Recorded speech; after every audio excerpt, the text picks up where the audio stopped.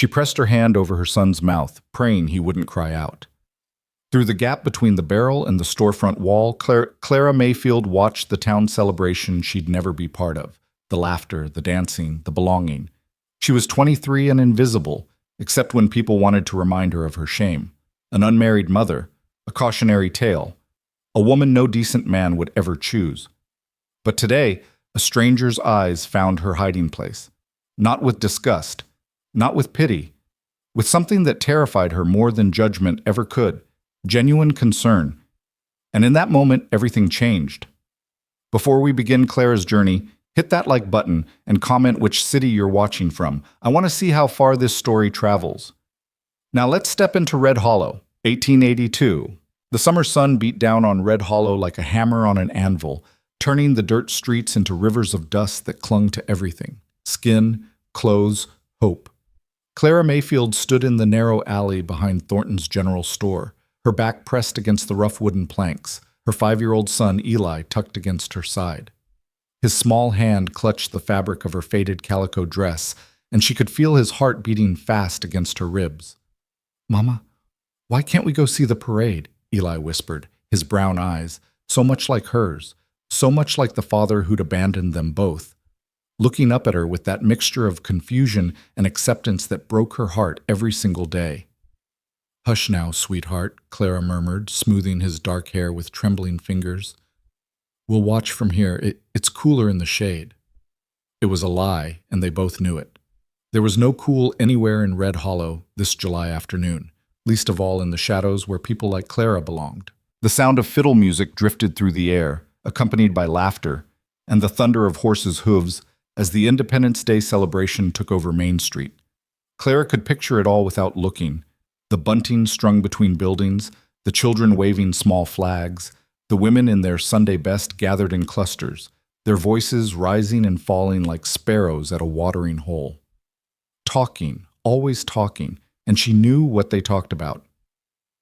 "There's that Mayfield woman," they'd say, their voices dropping to that particular pitch reserved for scandal. "Came here 6 years ago with some story about being widowed. Widowed! As if we couldn't count the months between her arrival and that child's birth. No ring on her finger, no grave to visit, no husband's name she'll speak aloud. Shameful is what it is. And still she stays here, bold as brass." Bold as brass. Clara almost laughed at that. There was nothing bold about the way she lived. Taking in washing and mending, cleaning houses before dawn and after dusk, accepting whatever work people would give her while barely meeting their eyes. There was nothing bold about the way she kept Eli close, always close, as if her arms could shield him from the truth of how he'd come into this world. But she stayed in Red Hollow because she had nowhere else to go, because running again would mean another town, another set of whispers, another round of proving she could work hard enough to earn the right to exist in the margins of respectable society. At least here, she knew which doors would open to her and which would remain forever closed. "Mama, look!" Eli's excited whisper pulled her from her thoughts. "Horses!"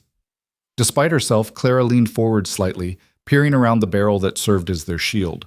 The parade was passing by. Ranchers on horseback, the mayor in his carriage, the schoolteacher leading a group of children carrying flowers. The whole town had turned out, it seemed, dressed in their finest, celebrating freedom and independence, celebrating everything Clara would never have. She was about to pull back when she felt it. That prickling awareness of being watched. Her eyes scanned the crowd, searching for the source, ready to retreat further into the shadows if necessary. That's when she saw him. A man stood at the edge of the boardwalk across the street, separate from the clusters of celebrating townsfolk. He was tall, broad-shouldered, wearing dusty traveling clothes and a wide-brimmed hat that shadowed his face. But even at this distance, Clara could tell he was looking directly at her hiding place, directly at her. Her breath caught. She pulled Eli closer, ready to flee deeper into the alley. But the stranger didn't move toward her, didn't call out, didn't signal to others or make any gesture of mockery or judgment. He simply stood there, and even though Clara couldn't see his expression clearly, something in his stillness made her pause. It wasn't the look she was used to, that mixture of disdain and dark curiosity that men sometimes gave her, as if her past made her somehow available to their worst assumptions. This was different. She didn't have a word for it. Then someone jostled the stranger from behind, breaking his attention. He turned slightly, and Clara used that moment to gather Eli and slip further back into the alley, her heart pounding harder than the situation warranted. "Come on, sweet boy," she whispered. "Let's get home." "But Mama—" "Now, Eli." They walked quickly through the back ways of town, the routes Clara had memorized over 6 years of avoiding main streets and public gatherings. Behind the butcher shop, through the gap in the fence near the church, along the creek bed where the cottonwoods provided cover. By the time they reached the small cabin she rented at the edge of town, barely more than a shed, really, with a leaking roof and gaps in the walls, the celebration felt far away, like something happening in another world entirely. Inside, Clara lit the small stove and began preparing their meager supper, beans and cornbread, the same as most nights. Eli sat at the rough wooden table, drawing pictures in the dirt on the floor with a stick, humming a tune he must have heard from the parade. "Mama, who was that man?" he asked suddenly. Clara's hand stilled over the pot. "What man, honey?" "The one watching us. By the barrel." So Eli had noticed too. Clara forced her voice to remain calm. "Just someone passing through, I expect. Red Hollow gets a lot of travelers this time of year. He had a nice face." "You couldn't even see his face properly, Eli." Still knew it was nice. Her son's certainty made Clara smile despite herself. Eli had always been like that, reading people with an instinct that sometimes frightened her. As if he could see past the surfaces everyone else presented. She wondered what he saw when he looked at her. That night, after Eli fell asleep on their shared bedroll in the corner, Clara sat by the window and looked out at Red Hollow. Lamplight glowed in distant windows. Somewhere, someone was playing a piano. The celebration had moved to the church social hall, where the respectable families would dance and eat and remind each other of their place in the community's hierarchy. And here she was, as always, on the outside looking in. Clara pressed her forehead against the cool glass.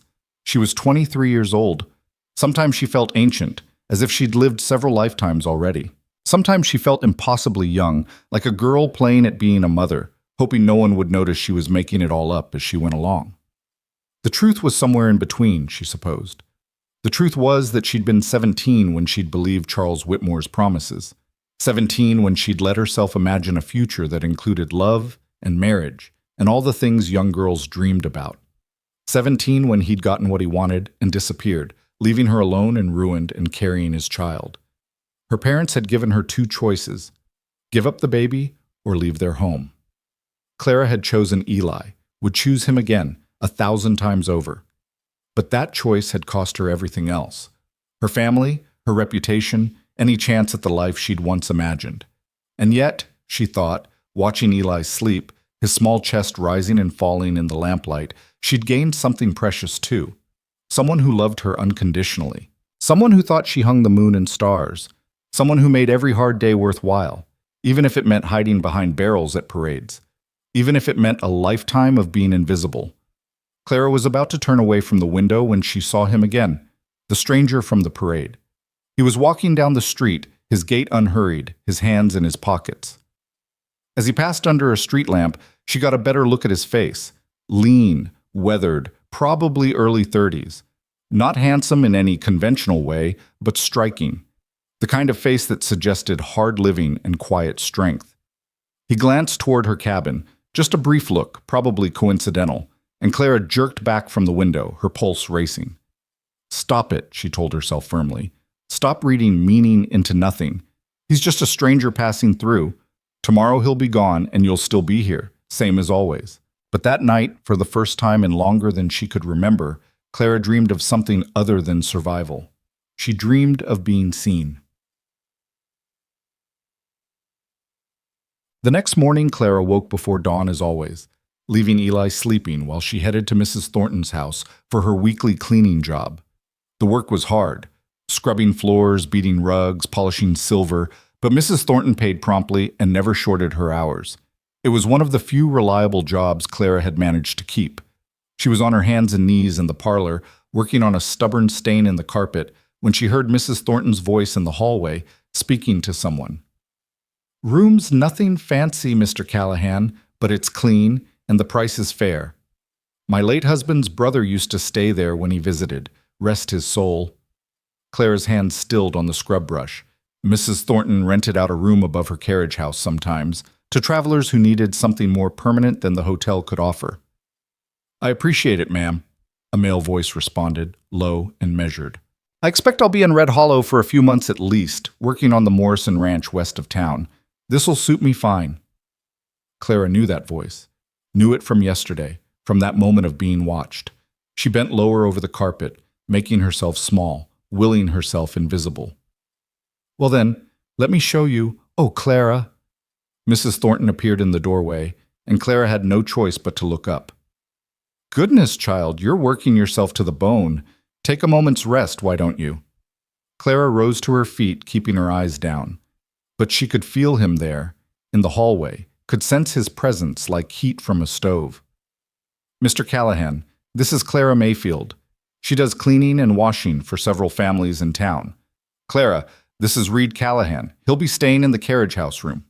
Clara forced herself to look up, to meet his eyes for just a moment. They were gray, she noticed. Storm cloud gray. And they held that same quality from yesterday, that watchful concern that made her want to flee and stay in equal measure. Ma'am? Reed said, touching the brim of his hat in a gesture of respect that seemed genuine. Mr. Callahan, Clara managed, her voice barely above a whisper. An awkward silence stretched between them. Mrs. Thornton, sensing something she couldn't quite name, cleared her throat. Well then, let me show you the room. Clara, dear, there's fresh bread in the kitchen when you're ready for a break. They left, and Clara sank back down to the floor, her hands shaking. It didn't mean anything, she told herself. So he'd be staying in town for a while. So what? Red Hollow was small, but not so small that she couldn't avoid one man, except that she cleaned Mrs. Thornton's house every Monday and Thursday. And the carriage house room had its own entrance, which meant Reed Callahan would be coming and going, visible from the very parlor where she was currently scrubbing floors. Clara attacked the stain with renewed vigor, as if she could scrub away the complication that had just walked into her carefully ordered life. She was wrong about being able to avoid him. Over the next 2 weeks, Clara saw Reed Callahan everywhere. Not because he was following her, she was certain of that, but because Red Hollow was indeed small, and their paths crossed with the inevitability of stars in their orbits. He nodded to her at the general store, where she was buying flour with coins she'd saved for 3 weeks. He held the door for her at the post office, where she was mailing a letter to a woman 2 towns over who sometimes sent sewing work her way. He stepped aside on the boardwalk when she passed with Eli, giving them room even though propriety said she should be the one to yield. Each time he was polite, respectful, brief. He never tried to engage her in conversation beyond a simple greeting, never looked at her with anything other than that quiet acknowledgement that had marked their first encounter. It was driving her mad, because Clara didn't know what to do with kindness that asked for nothing in return. She understood transactions, work for pay, service for coins, labor for survival.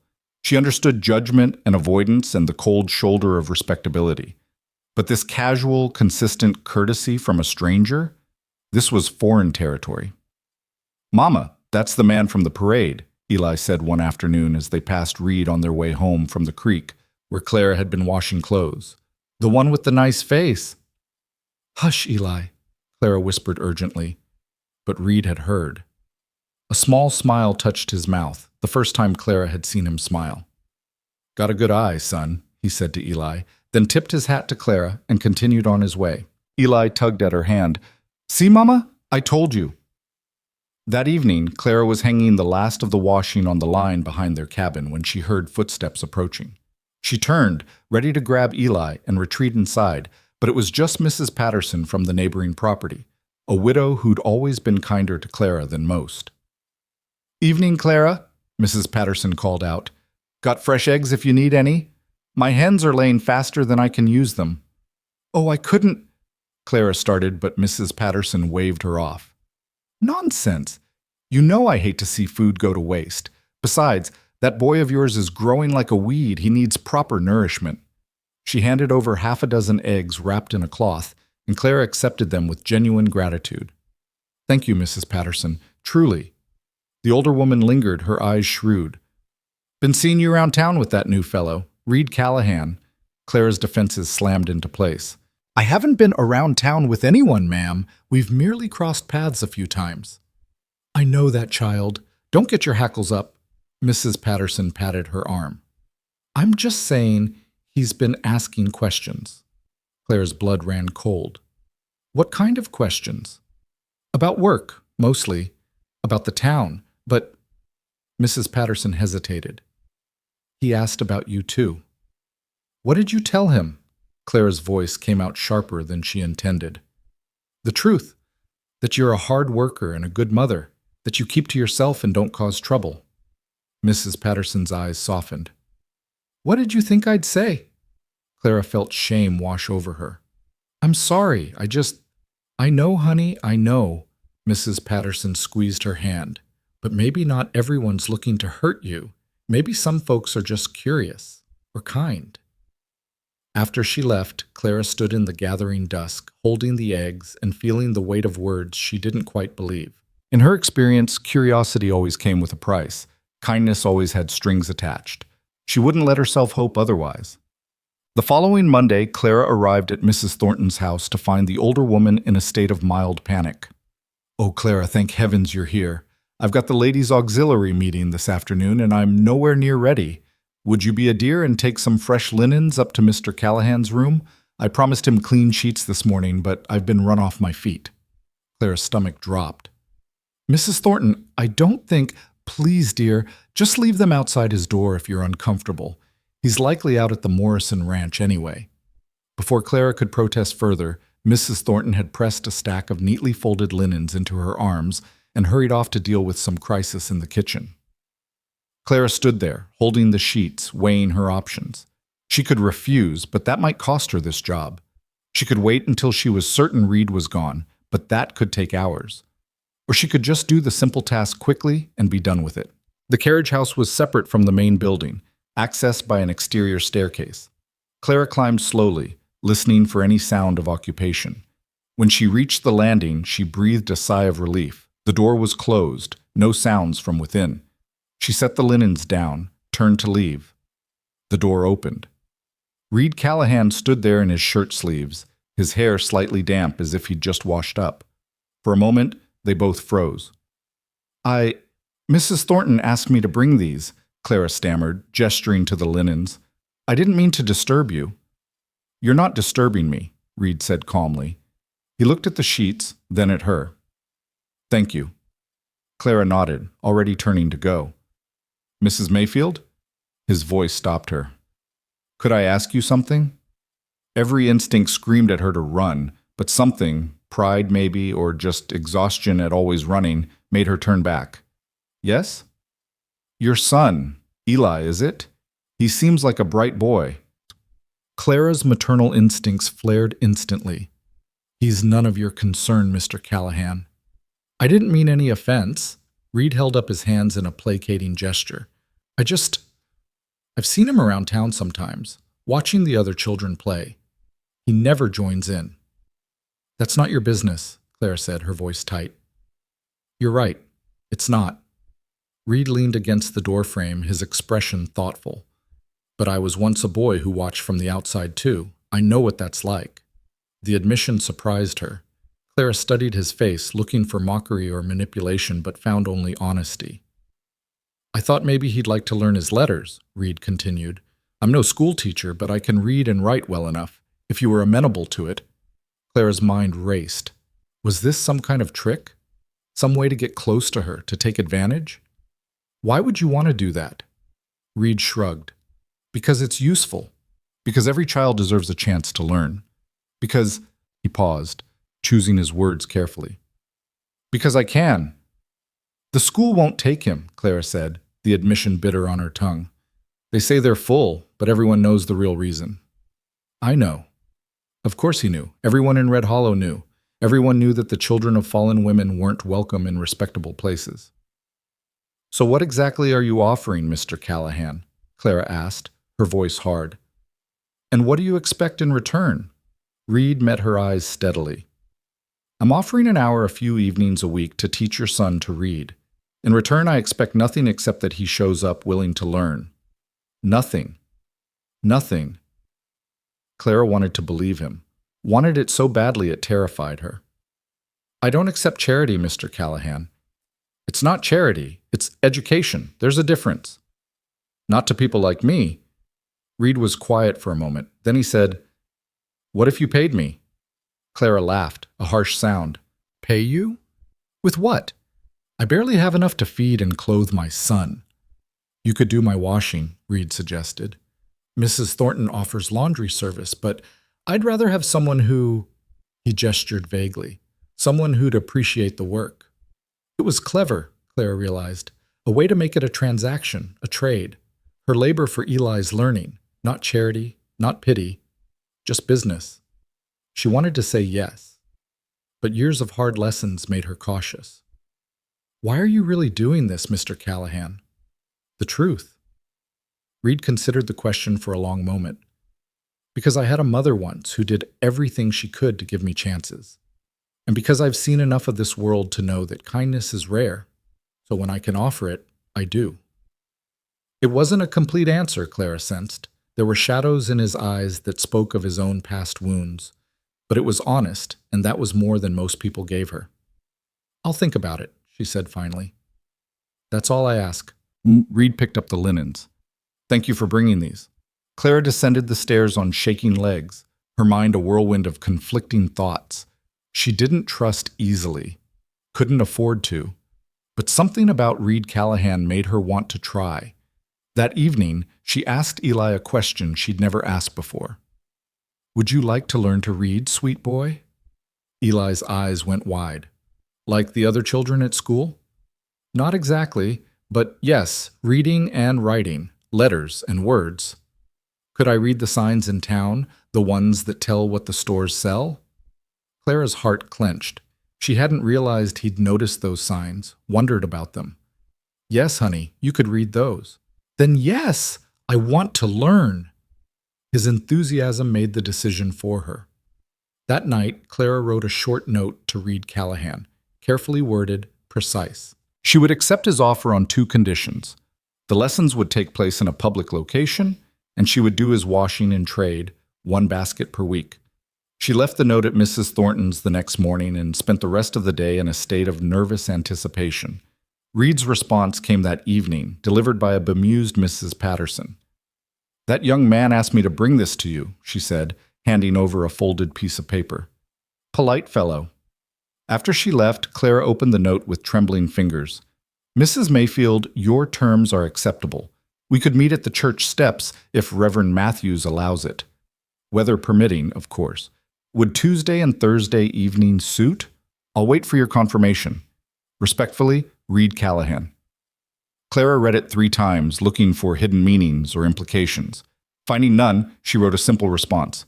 Tuesday and Thursday evenings will suit. Thank you.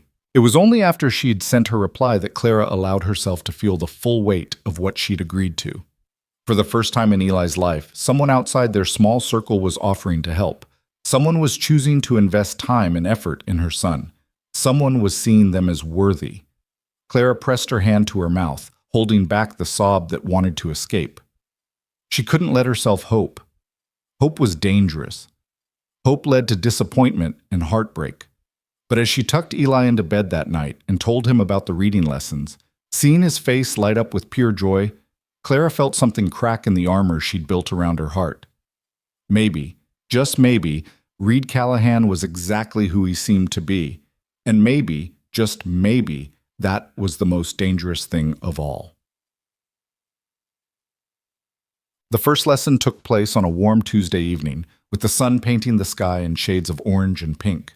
Clara sat on a bench near the church steps, pretending to mend a shirt while actually watching every moment of the interaction between Reed and Eli. Reed had brought a small slate and chalk, along with a worn primer that looked like it had seen better days. He sat on the steps with Eli beside him, showing him how to form the letter A. See how it's like a little house with a line through the middle? Reed said, his voice patient. Try drawing it. Eli clutched the chalk with fierce concentration, his tongue poking out the corner of his mouth as he carefully traced the letter. When he finished, he looked up at Reed with such hope that Clara's throat tightened. That's good work, Eli, Reed said, and the boy's whole face lit up. Real good. Now let's try B. Clara watched them for an hour, marveling at Reed's patience. He never raised his voice, never showed frustration when Eli struggled. He just kept encouraging, kept teaching, kept believing in her son's ability to learn. When the lesson ended, Eli ran to Clara, his eyes shining. "Mama, I can write A, B, C, D, and E. 5 whole letters." "That's wonderful, sweetheart," Clara said, pulling him into a hug. Over his head, she met Reed's eyes. "Thank you, Mr. Callahan." "Reed," he corrected gently. "And you're welcome." As they walked home, Eli chattered nonstop about everything he'd learned. Clara listened, her heart full in a way it hadn't been in years. Maybe kindness without strings really did exist. Maybe not everyone was looking to hurt them. Maybe. But that night, as Clara lay awake listening to the sounds of Red Hollow settling into sleep, reality crashed back in. She heard voices passing by her cabin. Women's voices, sharp with judgment. "Did you see her at the church today, letting that stranger teach her bastard child? Mark my words, she's got her sights set on him, probably thinks she can trap another man. Poor fellow doesn't know what he's getting into. Someone should warn him." Clara closed her eyes, willing the tears not to fall. This was why she didn't hope. This was why she kept her distance. Because people would always see the worst in her, would always assume the worst. And now Reed Callahan would hear those voices too, would realize what people thought of her, would understand the damage to his reputation that came from associating with her. The lessons would end. They always did. Nothing good ever lasted.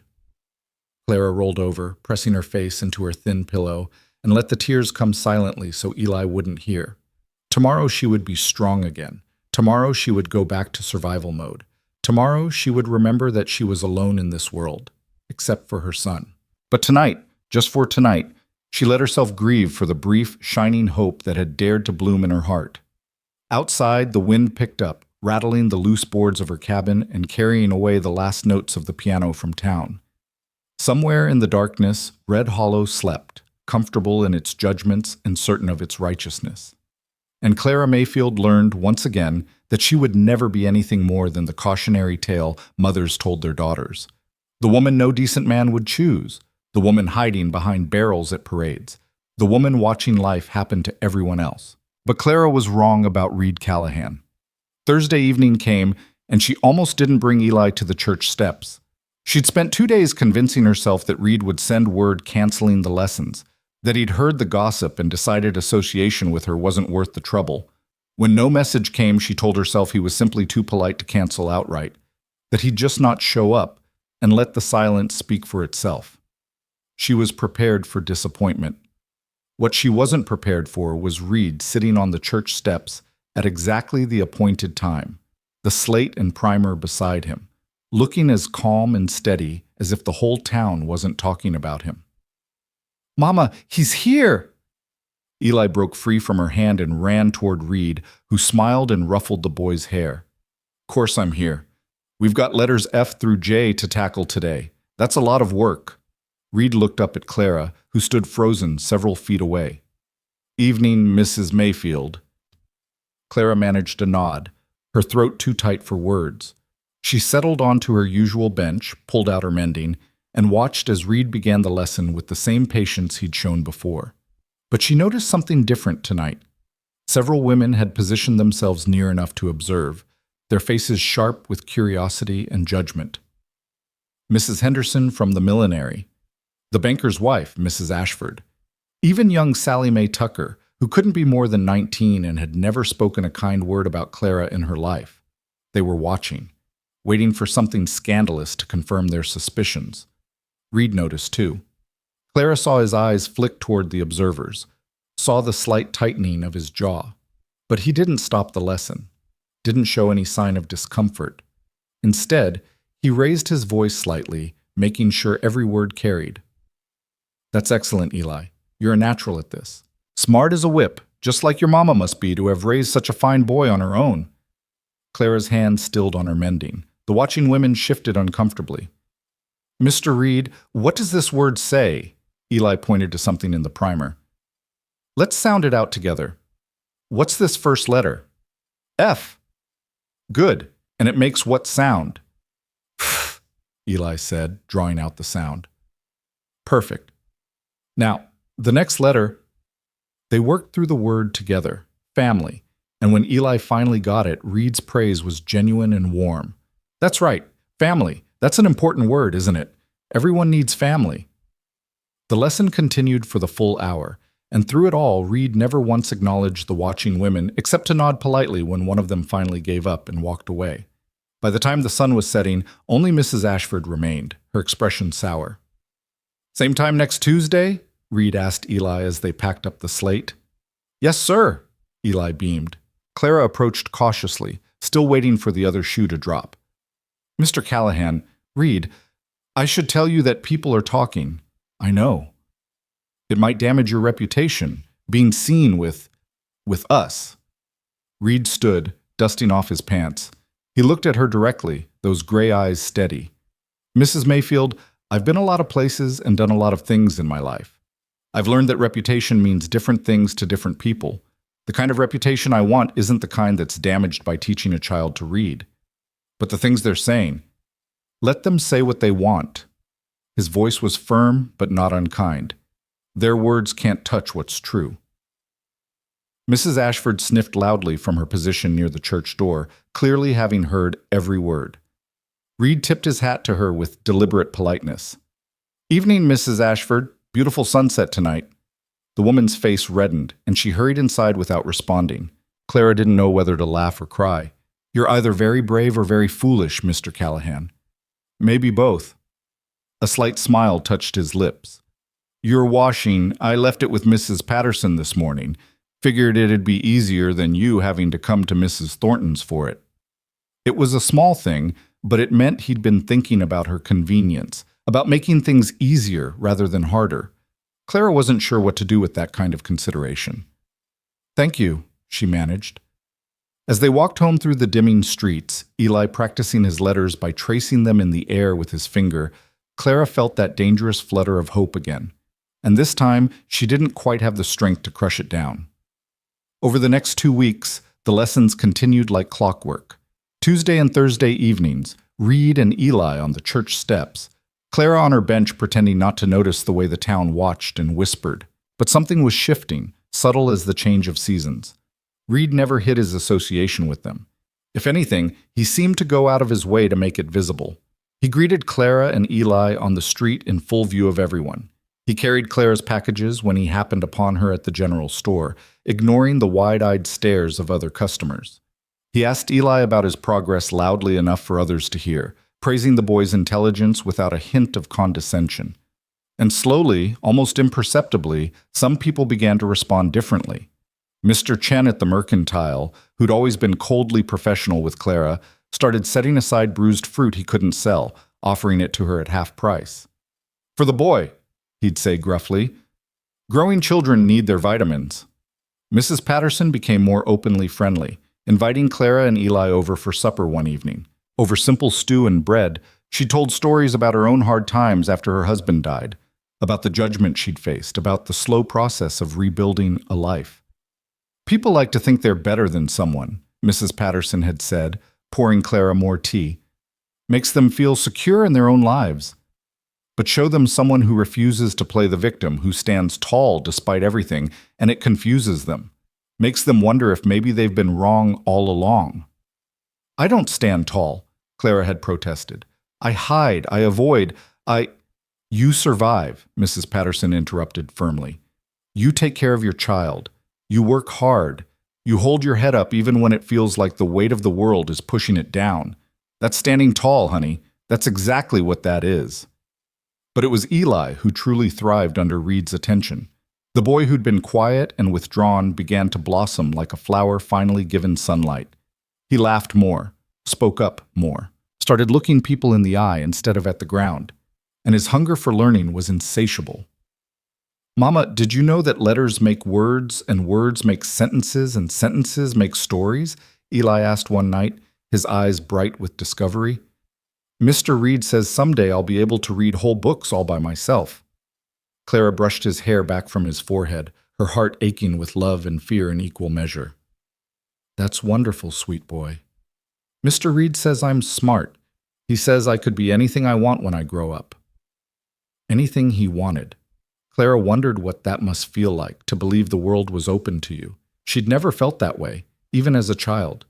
There had always been limitations, expectations, proper roles for proper girls.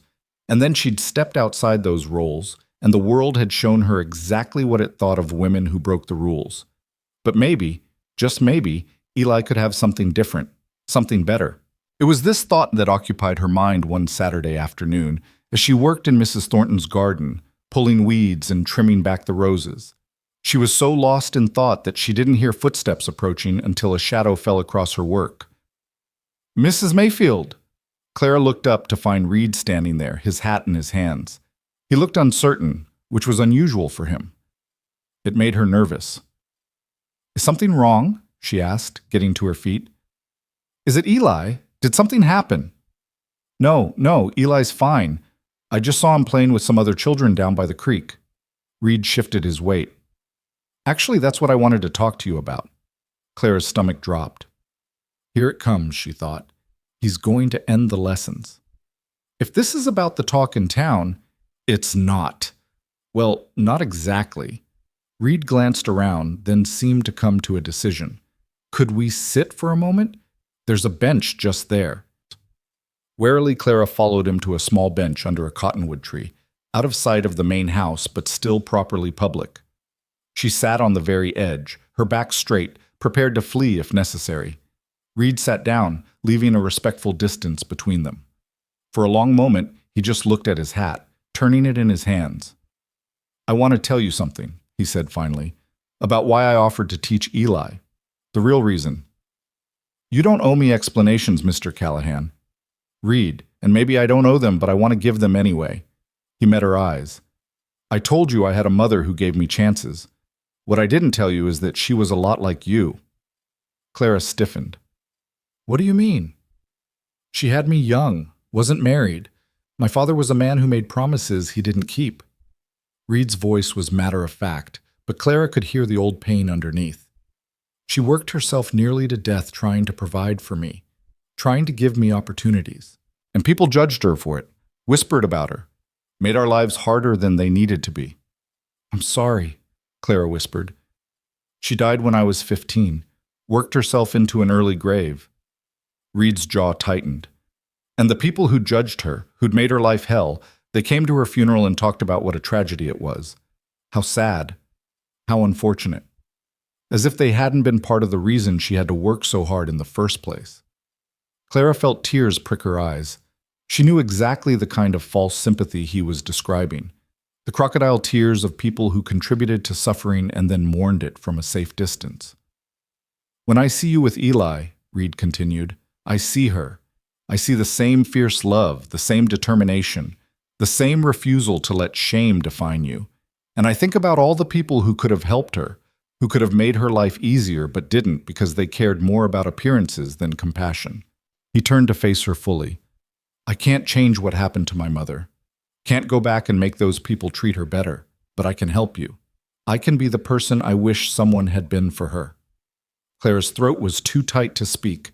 She'd been so certain that everyone's kindness came with strings, with expectations, with hidden costs. But this was something different. This was a man trying to heal his own wounds by preventing hers from cutting so deep. "She'd be proud of you," Clara managed finally. "Your mother. She'd be proud of the man you became." Reed's smile was sad and sweet at the same time. "I hope so. And Clara, may I call you Clara?" She nodded, not trusting her voice. "Clara, I want you to know that I'm not going anywhere. The lessons will continue as long as Eli wants them. And if people talk, let them talk.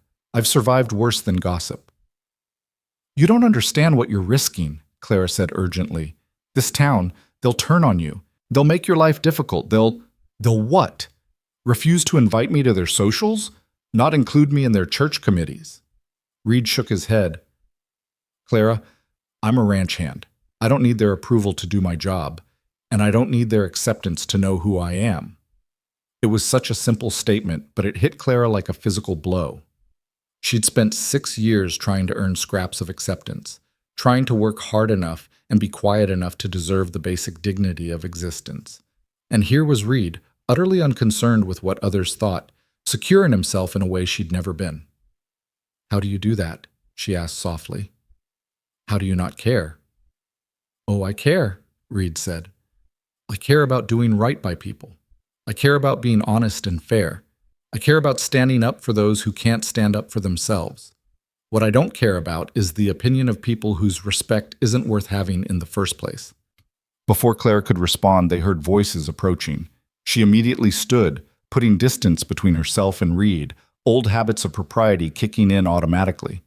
Mrs. Thornton appeared around the corner of the house, accompanied by two other women from the ladies' auxiliary. They stopped short when they saw Clara and Reed near the bench. "Oh," Mrs. Thornton said, her expression unreadable. "Mr. Callahan, Clara, I didn't realize you two were talking." The way she said talking made it sound like something illicit. "Just discussing the lessons," Reed said easily, standing and putting his hat back on. "Eli's making remarkable progress. You should be proud, Mrs. Thornton, letting us use the church steps. Education is a worthy cause." It was smoothly done, Clara had to admit. He'd reframed the situation from something suspicious to something philanthropic, and put Mrs. Thornton in a position where disagreeing would make her seem opposed to education. "Well, yes, of course," Mrs. Thornton said, flustered. "The church is for community benefit, after all." "That's what I've always admired about Red Hollow," Reed continued. "The way people here help each other. Take Clara here. Works harder than anyone I know and never complains. That's the kind of character this town should celebrate." The other two women exchanged glances. One of them, Mrs. Williams, cleared her throat. "Mr. Callahan, you're new here. You might not understand the full situation." "I understand perfectly, ma'am," Reed said, his voice still polite, but with an edge of steel underneath.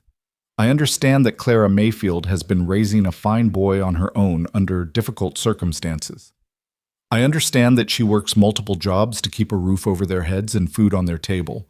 I understand that Eli is one of the brightest children I've ever had the privilege to teach. What more is there to understand?" Mrs. Williams' face reddened. "Well, there are circumstances of birth to consider." "Circumstances of birth," Reed repeated slowly.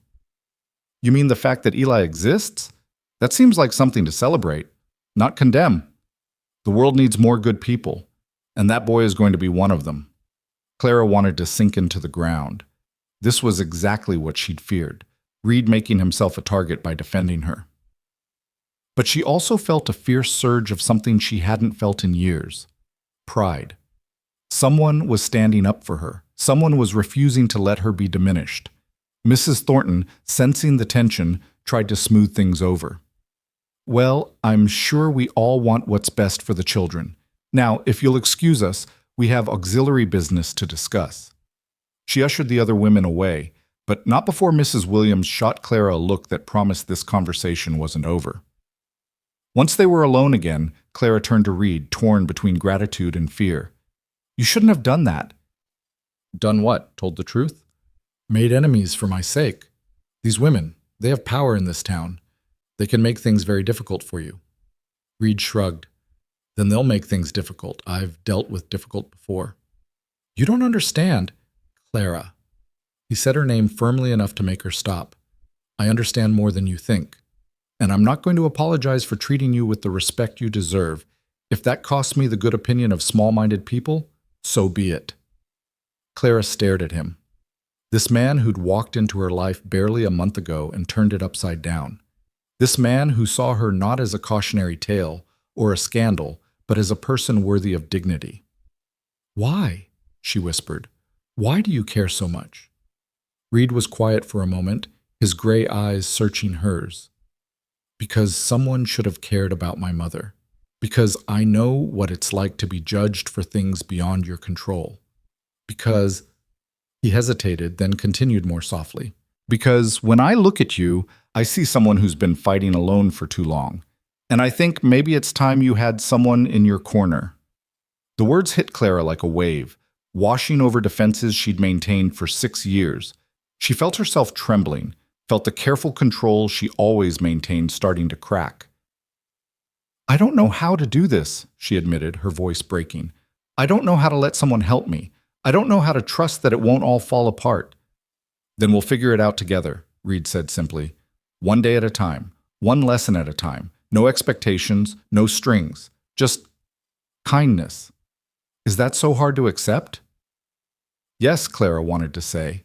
"Yes, it's impossibly hard because kindness has always come with a price, because people have always wanted something in return, because trust is a luxury I can't afford." But looking at Reed's honest face, at the steady compassion in his eyes, Clara felt something shift inside her. Maybe not everyone was like Charles Whitmore. Maybe not everyone would hurt her. Maybe some people really did offer kindness simply because they could. "One day at a time," she repeated softly, testing the words. "One day at a time," Reed confirmed. They stood there for a moment longer, the afternoon sun filtering through the cottonwood leaves, the sounds of Red Hollow going about its business all around them. And for the first time since she'd arrived in this town, Clara felt like maybe, just maybe, she wasn't facing it all alone. The feeling terrified her almost as much as it gave her hope. That evening, as Clara prepared supper, Eli burst through the door with more energy than she'd seen from him in weeks. "Mama, Mama, the most amazing thing happened!" "What is it, sweet boy?" Clara asked, stirring the pot of beans. "I was playing by the creek like usual, just watching the other kids, and this boy, Tommy Henderson, you know him? He came over and asked if I wanted to play catch with them." Clara's hand stilled on the spoon. Tommy Henderson was the son of the millinery owner, one of the children who'd always excluded Eli from their games. "And did you?" she asked carefully. "Yes, and Mama, I caught the ball 3 times. Tommy said I was good at it." Eli's face was glowing. "And then Sarah Miller asked if I wanted to help build a fort, and we all worked on it together, and they said I could come play again tomorrow if I wanted." Clara felt her eyes fill with tears. For 5 years, Eli had watched other children play from a distance, never invited, never included. And now, suddenly, that was changing. "That's wonderful, honey," she managed. "Do you think it's because of the reading lessons?" Eli asked. "Maybe they think I'm smarter now that Mr. Reed is teaching me." More likely, Clara thought, it was because Reed had publicly claimed them as worthy of his time and attention. Children took their cues from adults, and if a respected man like Reed Callahan thought Eli was worth teaching, then maybe the boy wasn't so different after all. It was a small shift, fragile as spring ice, but it was something. After Eli fell asleep that night, Clara sat by the window and thought about all the ways her life was changing. The small kindnesses from Mr. Chen, Mrs. Patterson's friendship, Eli's reading progress, and through it all, steady as a heartbeat, Reed Callahan's presence.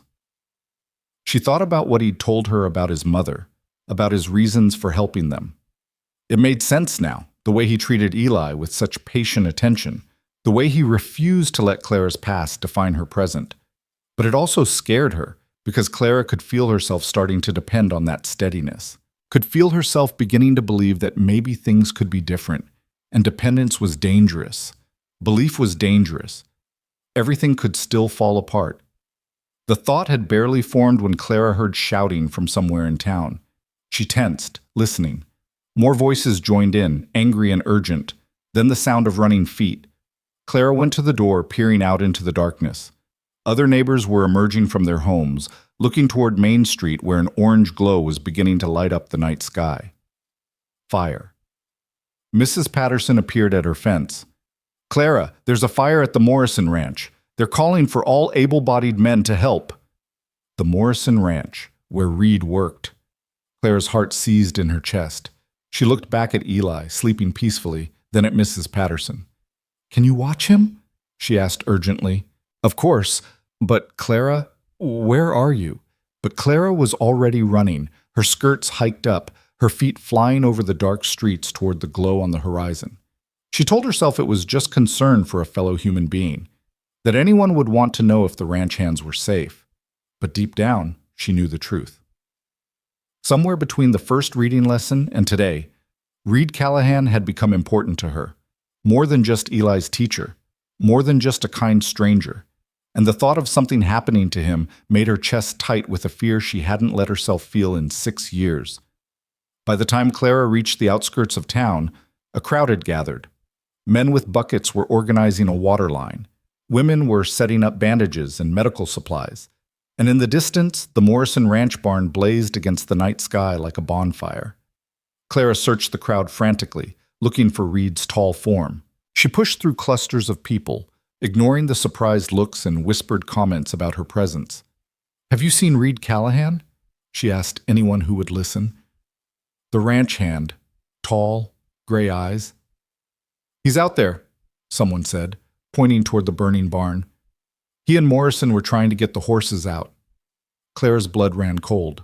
She pushed forward, getting as close as the heat would allow, her eyes straining through the smoke and chaos. And then she saw him. Reed emerged from the barn leading 2 panicked horses, his face covered in soot, his shirt singed. He handed the horses off to waiting hands and turned back toward the inferno. "Reed!" Clara screamed his name without thinking, without caring who heard. He turned, shocked to see her there. For a moment, their eyes met across the distance. Then Morrison grabbed Reed's arm, shouting something Clara couldn't hear over the roar of the flames. Reed shook his head, gesturing back at the barn. There were still horses inside. Clara watched in horror as Reed tied a wet cloth over his face and plunged back into the burning building. The crowd held its collective breath. Seconds felt like hours. When Reed emerged again, leading 3 more horses and coughing violently, Clara felt something inside her break wide open. All the careful walls she'd built, all the protection she'd wrapped around her heart, all the defenses that had kept her safe and alone, they crumbled like ash.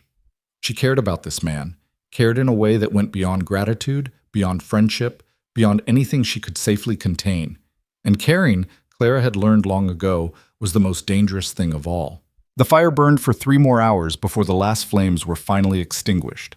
By then, the barn was a total loss, reduced to smoking timbers and ash. But all the horses had been saved, and miraculously, no one had been seriously injured. Clara stood at the edge of the dispersing crowd, her heart still hammering in her chest, watching as Reed accepted a blanket from Mrs. Morrison and a cup of water from one of the other ranch hands. His face was black with soot, his clothes ruined, but he was alive. He was whole. She should leave, should slip away before anyone noticed her, before questions were asked about why she'd run all the way out here in the middle of the night. But her feet wouldn't move.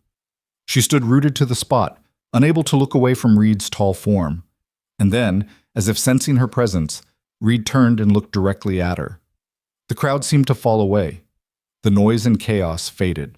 For a heartbeat, there was only the 2 of them, connected by something Clara couldn't name and didn't dare examine too closely. Reed handed the blanket to someone and started walking toward her, his gait steady despite obvious exhaustion. Clara's breath caught as he approached, close enough now that she could see the concern in his gray eyes, despite the soot streaking his face. "Clara," he said, his voice rough from smoke. "What are you doing here?" "I heard about the fire. I needed to—" She stopped, unable to finish the sentence. What could she say? That she'd abandoned her sleeping son to make sure a man she barely knew was safe? That the thought of him in danger had driven every rational thought from her mind? "You needed to what?" Reed prompted gently. "Make sure you were all right," Clara finished quietly. Something flickered in Reed's expression, something warm and wondering that made Clara's stomach flip. But before either of them could say more, a sharp voice cut through the moment. "Well, isn't this touching?" Clara turned to find Mrs. Henderson standing nearby, her arms crossed, her expression venomous. Several other women clustered behind her, their faces ranging from curious to disapproving. "The Mayfield woman, running to check on her gentleman friend in the middle of the night," Mrs. Henderson continued, her voice carrying across the remaining crowd. "How very concerned of her." Clara felt her face flush hot with shame and anger. "I was worried about the ranch hands. Anyone would be." "Anyone would be worried, certainly," Mrs. Henderson agreed with false sweetness. "But not everyone would come running out here alone, at night, looking like—" She gestured dismissively at Clara's disheveled appearance, her mud-spattered skirts, her loose hair. "Well, it raises questions about the nature of your concern." "That's enough." Reed's voice was quiet, but carried an edge of steel Clara had never heard before. Mrs. Henderson, you can take your questions and your implications back to town. Clara came out here same as everyone else, to help if she could. She came out here for you, Mr. Callahan. Everyone can see it. Mrs. Henderson's smile was cruel. Poor man probably doesn't even know what he's gotten himself into. Teaching her bastard child, defending her in public, and now this. People are starting to wonder about your judgment. Reed took a step forward, and Clara saw several of the watching men tense, ready to intervene if necessary. But when Reed spoke, his voice was perfectly controlled.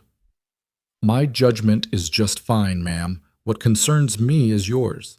A barn just burned down, horses could have died, men risked their lives, and you're standing here gossiping like this is a church social. That tells me everything I need to know about your priorities. Mrs. Henderson's face mottled with anger. How dare you speak to me that way? I'm a respected member of this community.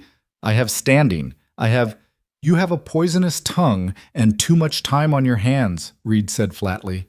And I'm done listening to you use both against someone who's done nothing to deserve it. A shocked silence fell over the remaining crowd. No one spoke to Mrs. Henderson this way. Her husband owned the millinery and sat on the town council. She wielded considerable social power in Red Hollow, but Reed didn't seem to care. Clara, he said, turning his back on Mrs. Henderson entirely, let me walk you home. It's late. I can manage on my own, Clara said automatically, even as every part of her wanted to accept his offer.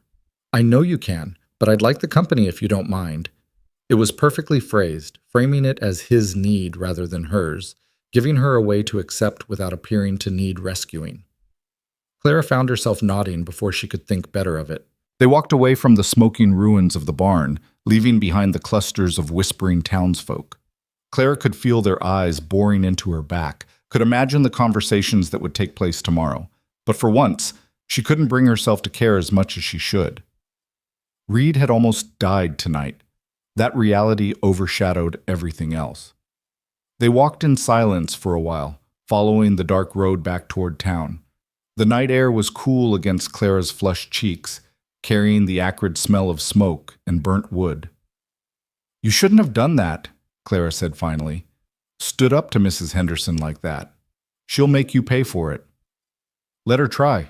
Reed's voice was calm. I faced down worse than a spiteful woman with social aspirations. You don't understand how this town works.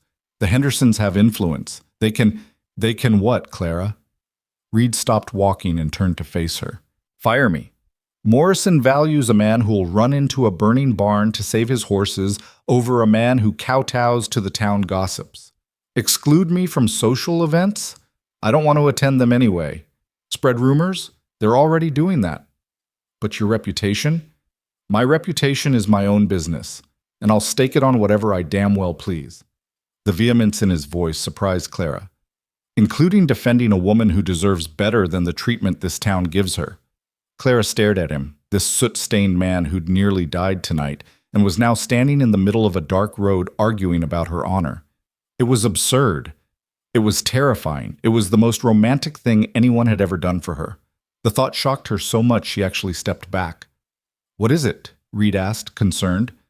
Did I say something wrong? No, I just... Clara wrapped her arms around herself. I don't understand you, Reed Callahan.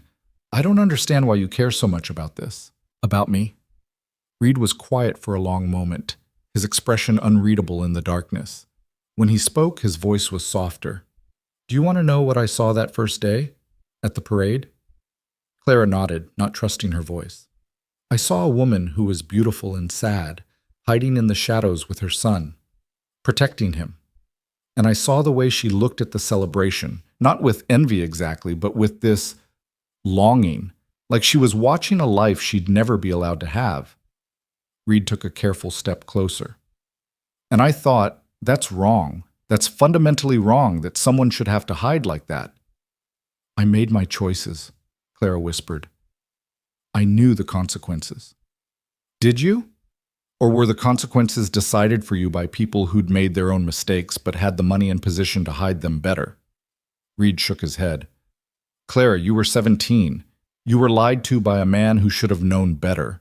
And instead of that man facing consequences, you've paid the price for 6 years. Where's the justice in that?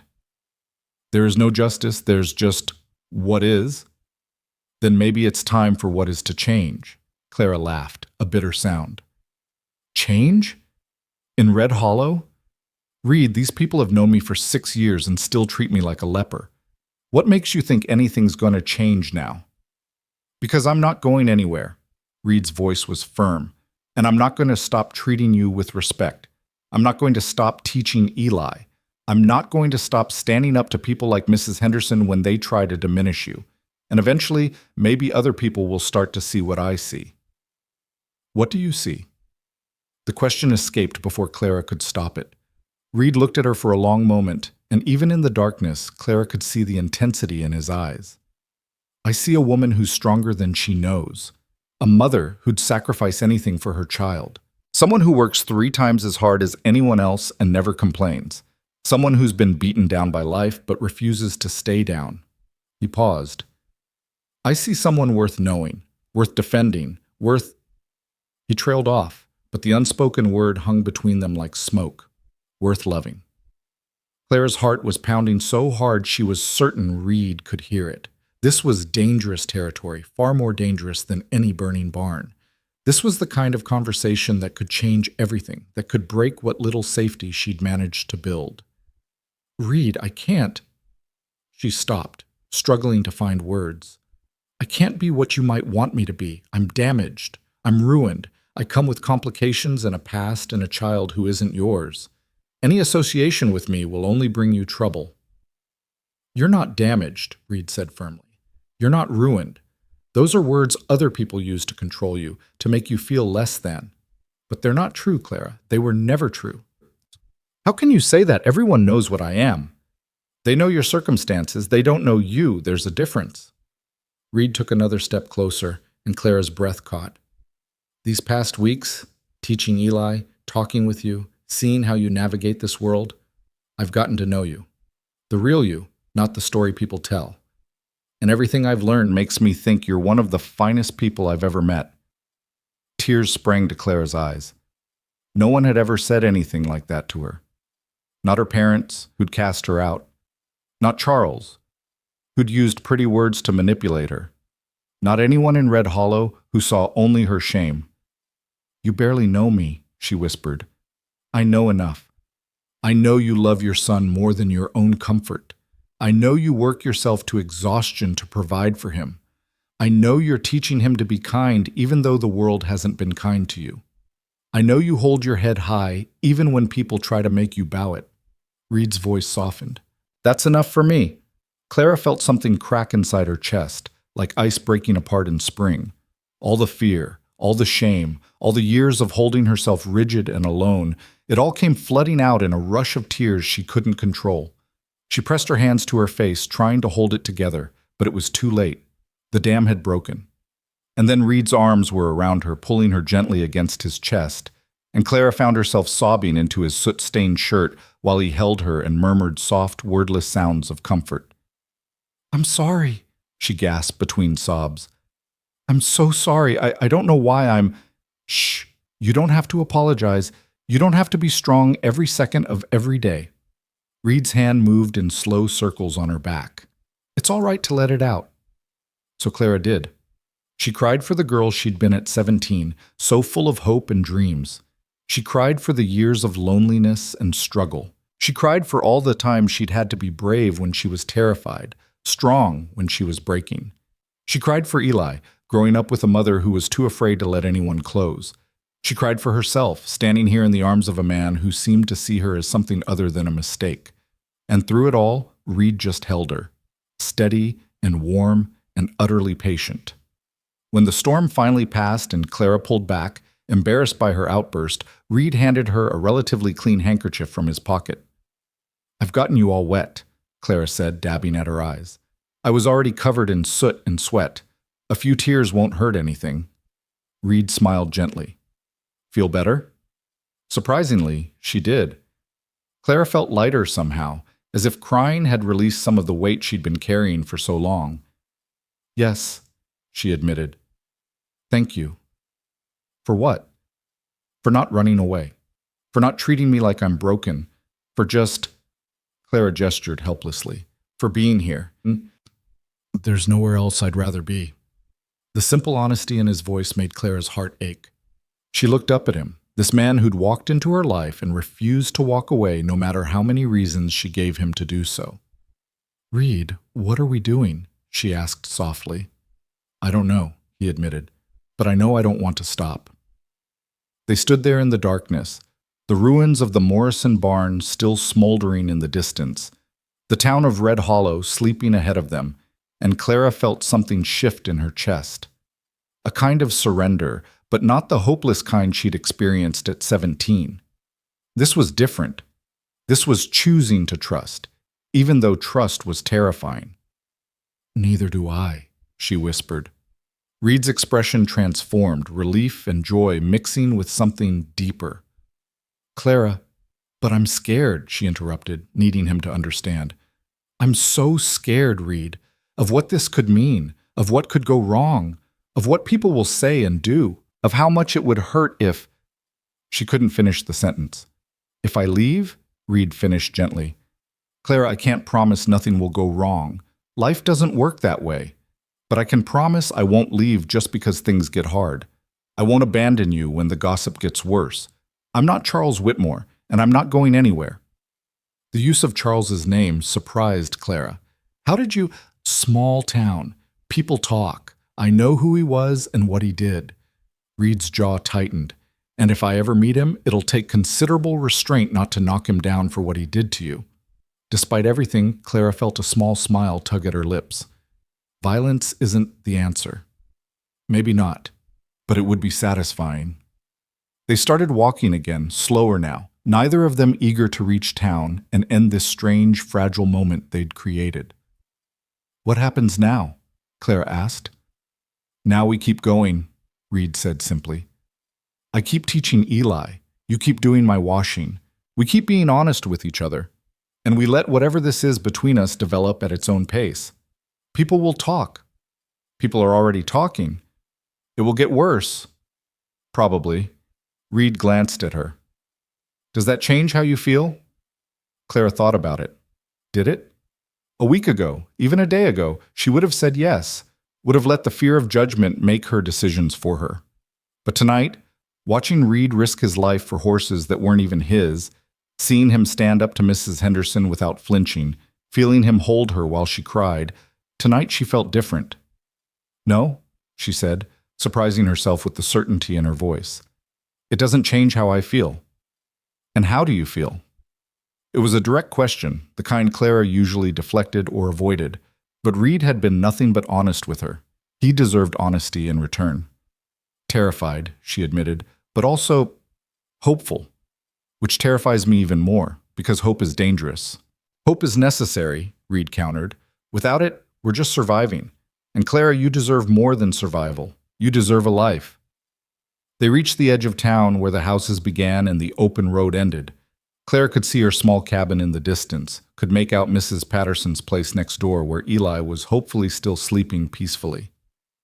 I should go check on Eli, she said reluctantly. Of course. Reed stopped walking but didn't immediately step away. Clara, there's something I want to ask you, but if it's too much, too soon, just say so. Clara's heart started racing again. What is it? The town social. It's in 2 weeks. Would you… Reed took a breath.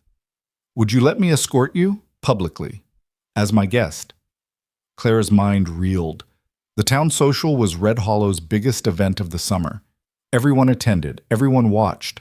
It was where social hierarchies were reinforced, where acceptable people mingled and unacceptable people were excluded. Clara had never been invited to a town social, had never even considered attending one.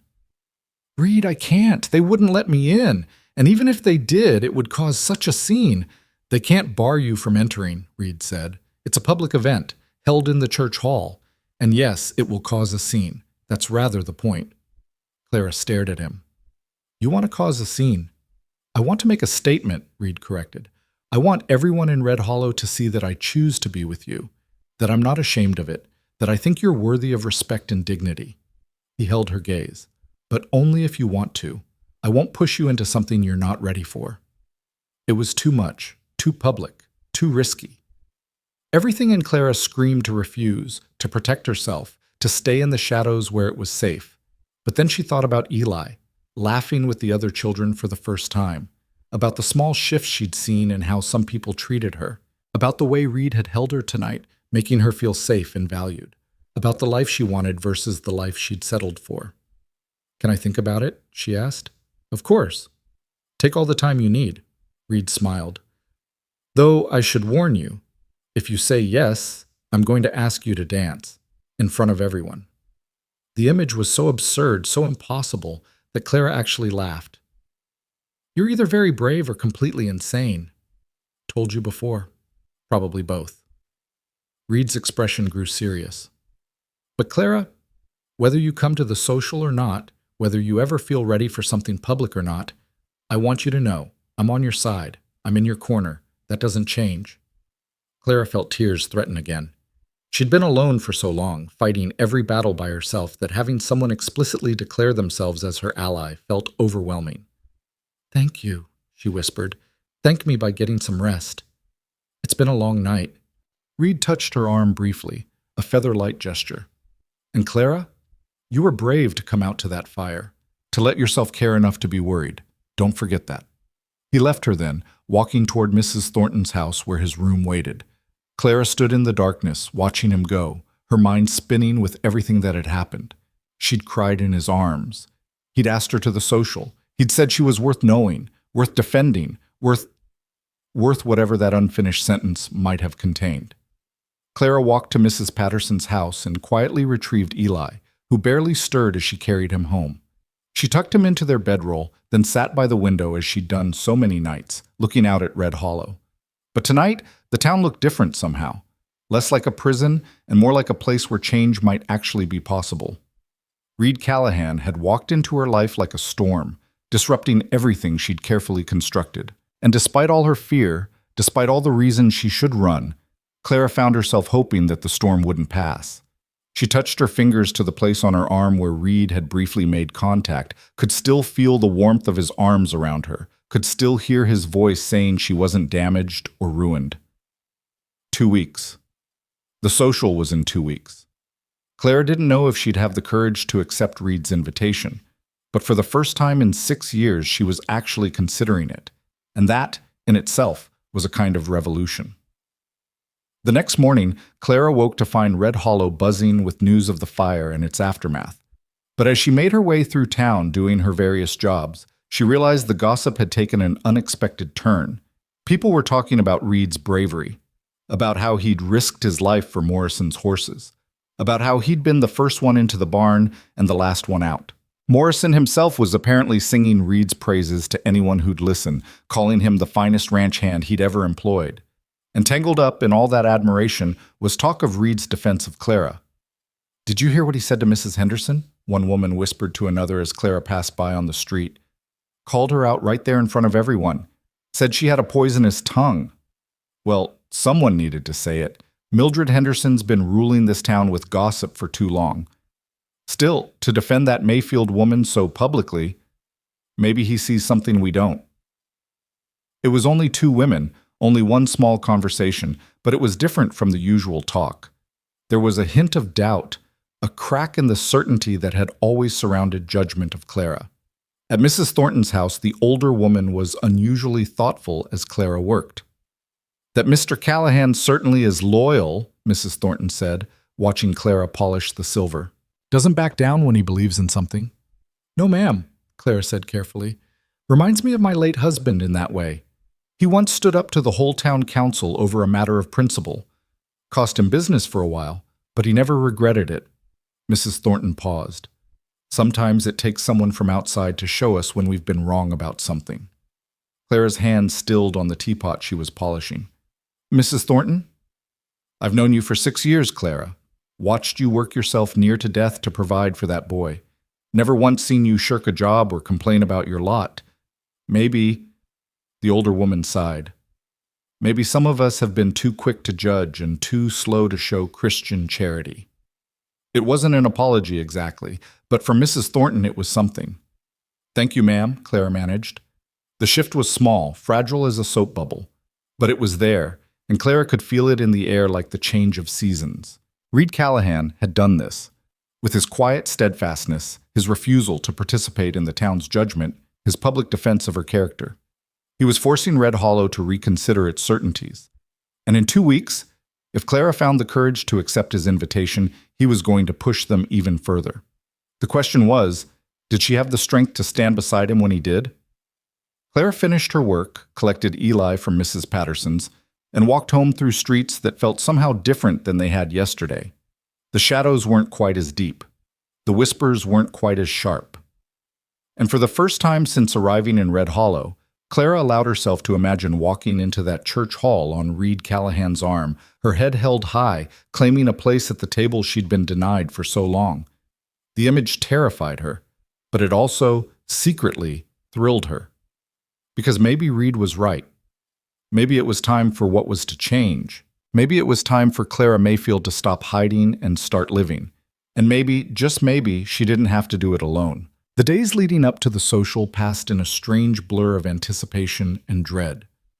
Clara went through her usual routines, cleaning houses, taking in washing, mending clothes by lamplight, but her mind was elsewhere, circling endlessly around Reed's invitation and what accepting it would mean. She hadn't given him an answer yet. Every time she opened her mouth to say yes, fear closed her throat. Every time she decided to refuse, she'd see Eli practicing his letters with such joy, or remember the feeling of Reed's arms around her, and the refusal would die unspoken. Reed, to his credit, didn't push. He continued the reading lessons with Eli twice a week, treated Clara with the same respectful kindness, and never once mentioned the social. But Clara could see the question in his eyes every time they parted, could feel it hanging in the air between them like morning mist. A week before the event, Clara was hanging washing behind her cabin when Mrs. Patterson appeared at the fence, her arms full of fabric. "Clara, dear, do you have a moment?" Clara wiped her damp hands on her apron and walked over. "Of course, Mrs. Patterson. What can I do for you?" The older woman's eyes were twinkling with barely suppressed excitement. "It's more what I can do for you. I've been doing some sewing, and I made rather too much, thought you might have use for this." She held out the fabric, and Clara's breath caught. It was a dress, a beautiful dress in deep blue cotton with delicate white piping at the collar and cuffs, simple enough to be appropriate but finer than anything Clara had worn in years. "Mrs. Patterson, I can't." "Before you say you can't, hear me out." Mrs. Patterson's expression grew serious. "I know Reed Callahan asked you to the social. Half the town knows. And I know you're afraid to go, but Clara, honey, I think you should." "Why?" Clara's voice came out barely above a whisper. "Because that young man is giving you a gift. He's offering to stand beside you publicly, to claim you as someone worthy of respect. That's not something that comes along often in life." Mrs. Patterson pressed the dress into Clara's hands. "And because I've watched you hide in shadows for 6 years, and I think it's about time you stepped into the light." Clara looked down at the dress, her vision blurring with tears. What if it goes terribly? What if people are cruel? What if it makes everything worse for Eli? "What if it doesn't?" Mrs. Patterson countered gently. "What if Reed's right? What if forcing people to see you differently starts to change how they treat you? You won't know unless you try." "I'm so scared," Claire admitted. "I know you are. But you're also one of the bravest people I know. You've survived things that would have broken a lesser woman. You've raised a beautiful child alone. You've held your head high when the whole world tried to make you bow it." Mrs. Patterson squeezed her hand. "This is just one more battle, honey, and this time you won't be fighting it alone." After Mrs. Patterson left, Clara took the dress inside and hung it carefully on a nail in the wall. It hung there like a promise, like a possibility, like a challenge. Eli noticed it immediately when he came home from playing with the other children, something that still made Clara's heart sing every time it happened. "Mama, that's a pretty dress. Where did it come from?" "Mrs. Patterson made it," Clara said, running her fingers over the soft fabric. "Are you going to wear it somewhere special?" Clara took a breath. "Maybe. There's a town social in a few days. Mr. Reed asked if I'd like to go with him." Eli's eyes went wide. "Like a party?" With music and dancing? Yes, something like that. Are you going to go? There was such hope in her son's voice that Clara's heart clenched. I don't know yet, sweet boy. I'm thinking about it. I think you should go, Eli said with the absolute certainty only a 5-year-old could muster.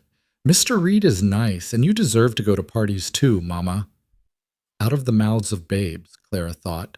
Her son, who'd seen her excluded from everything, who'd grown up knowing they were different, thought she deserved to attend the social. When had she stopped believing she deserved anything at all? That night, after Eli was asleep, Clara tried on the dress. It fit perfectly, as if Mrs. Patterson had known her measurements by heart. Clara stood in front of their small, cracked mirror and barely recognized herself. The woman looking back at her wasn't the worn-down washerwoman or the shamed single mother. She was just Clara, young still, at 23, with clear brown eyes and dark hair that fell in waves when she let it down from its usual severe bun. She was pretty, she realized with some surprise. Not beautiful like the fancy ladies in their imported gowns, but pretty in a quiet, natural way. When had she stopped seeing herself as anything other than a mistake? Clara touched her reflection in the mirror, tracing the face of the girl she'd once been, the one who'd believed in love and happy endings before life taught her otherwise.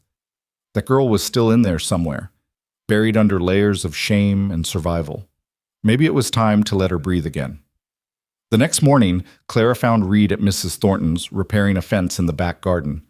Her heart hammered as she approached, the words she'd rehearsed all night suddenly tangled on her tongue. Reed? He looked up, surprise and pleasure crossing his face. Clara, is everything all right? Is Eli? Eli's fine. He's with Mrs. Patterson. Clara twisted her hands in her apron. I wanted to talk to you about the social. Reed set down his hammer carefully, giving her his full attention. All right, I've been thinking about your invitation, about what it would mean, about everything. Clara forced herself to meet his eyes. And I've decided, if the offer still stands, I'd like to accept. Reed's face transformed, joy lighting his features like sunrise. Are you sure? I don't want you to feel pressured. I'm terrified, Clara interrupted honestly. I'm terrified it will be awful. I'm terrified people will be cruel. I'm terrified I'll embarrass you or make things worse for myself.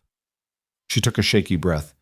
But I'm also tired of being scared, tired of hiding, tired of letting other people's judgment dictate my life. So yes, I'm sure. If you still want to escort me, I'll go. Reed closed the distance between them in 2 strides. For a moment, Clara thought he might embrace her, but he stopped himself, respecting the public setting. Instead, he took her hand gently, his calloused fingers warm against hers. I would be honored, he said, his voice rough with emotion. Truly honored, Clara. I have a dress, Clara found herself saying. Mrs. Patterson made it for me. It's blue. I'm sure you'll look beautiful. Reed smiled. Though you look beautiful now, covered in soap suds and worry. Clara felt heat rise to her cheeks. No one had called her beautiful in 6 years. You're just being kind. I'm being honest. There's a difference. Reed squeezed her hand gently before releasing it. The social starts at 7. I'll come by your cabin at 6:30 to walk you there? That would be... Yes. Thank you. They stood there for a moment, grinning at each other like conspirators planning a revolution, which, in a way, they were. Word of Clara's acceptance spread through Red Hollow faster than wildfire. By afternoon, everyone seemed to know that Reed Callahan was publicly escorting the Mayfield woman to the social. The reactions ranged from scandalized to intrigued to, surprisingly, approving. About time someone stood up to the gossips, Clara heard Mr. Chen mutter to a customer at the general store. But there was plenty of opposition, too. Mrs. Henderson was apparently beside herself, declaring she might not attend the social if that woman was going to be there. Several other ladies had apparently agreed with her, though Clara suspected their resolve would crumble when curiosity got the better of them. The day before the social, Clara was cleaning the schoolhouse, a job she'd recently acquired after the previous cleaner quit, when she heard the door open. She looked up to find Miss Sarah Winters, the schoolteacher, standing in the doorway. Clara's first instinct was to flee. Miss Winters was the one who'd refused to admit Eli to school, who'd given Clara that pitying but firm explanation about standards and appropriateness. "Mrs. Mayfield," Miss Winters said, her voice carefully neutral, "may I speak with you for a moment?" Clara straightened, her shoulders tensing for whatever blow was coming. "Of course, Miss Winters." The teacher stepped inside, closing the door behind her. She was young, perhaps 25, with kind eyes and a practical manner. She'd always been polite to Clara, but distant, maintaining the professional boundaries expected of someone in her position. "I wanted to tell you something," Miss Winters began, then seemed to struggle with how to continue.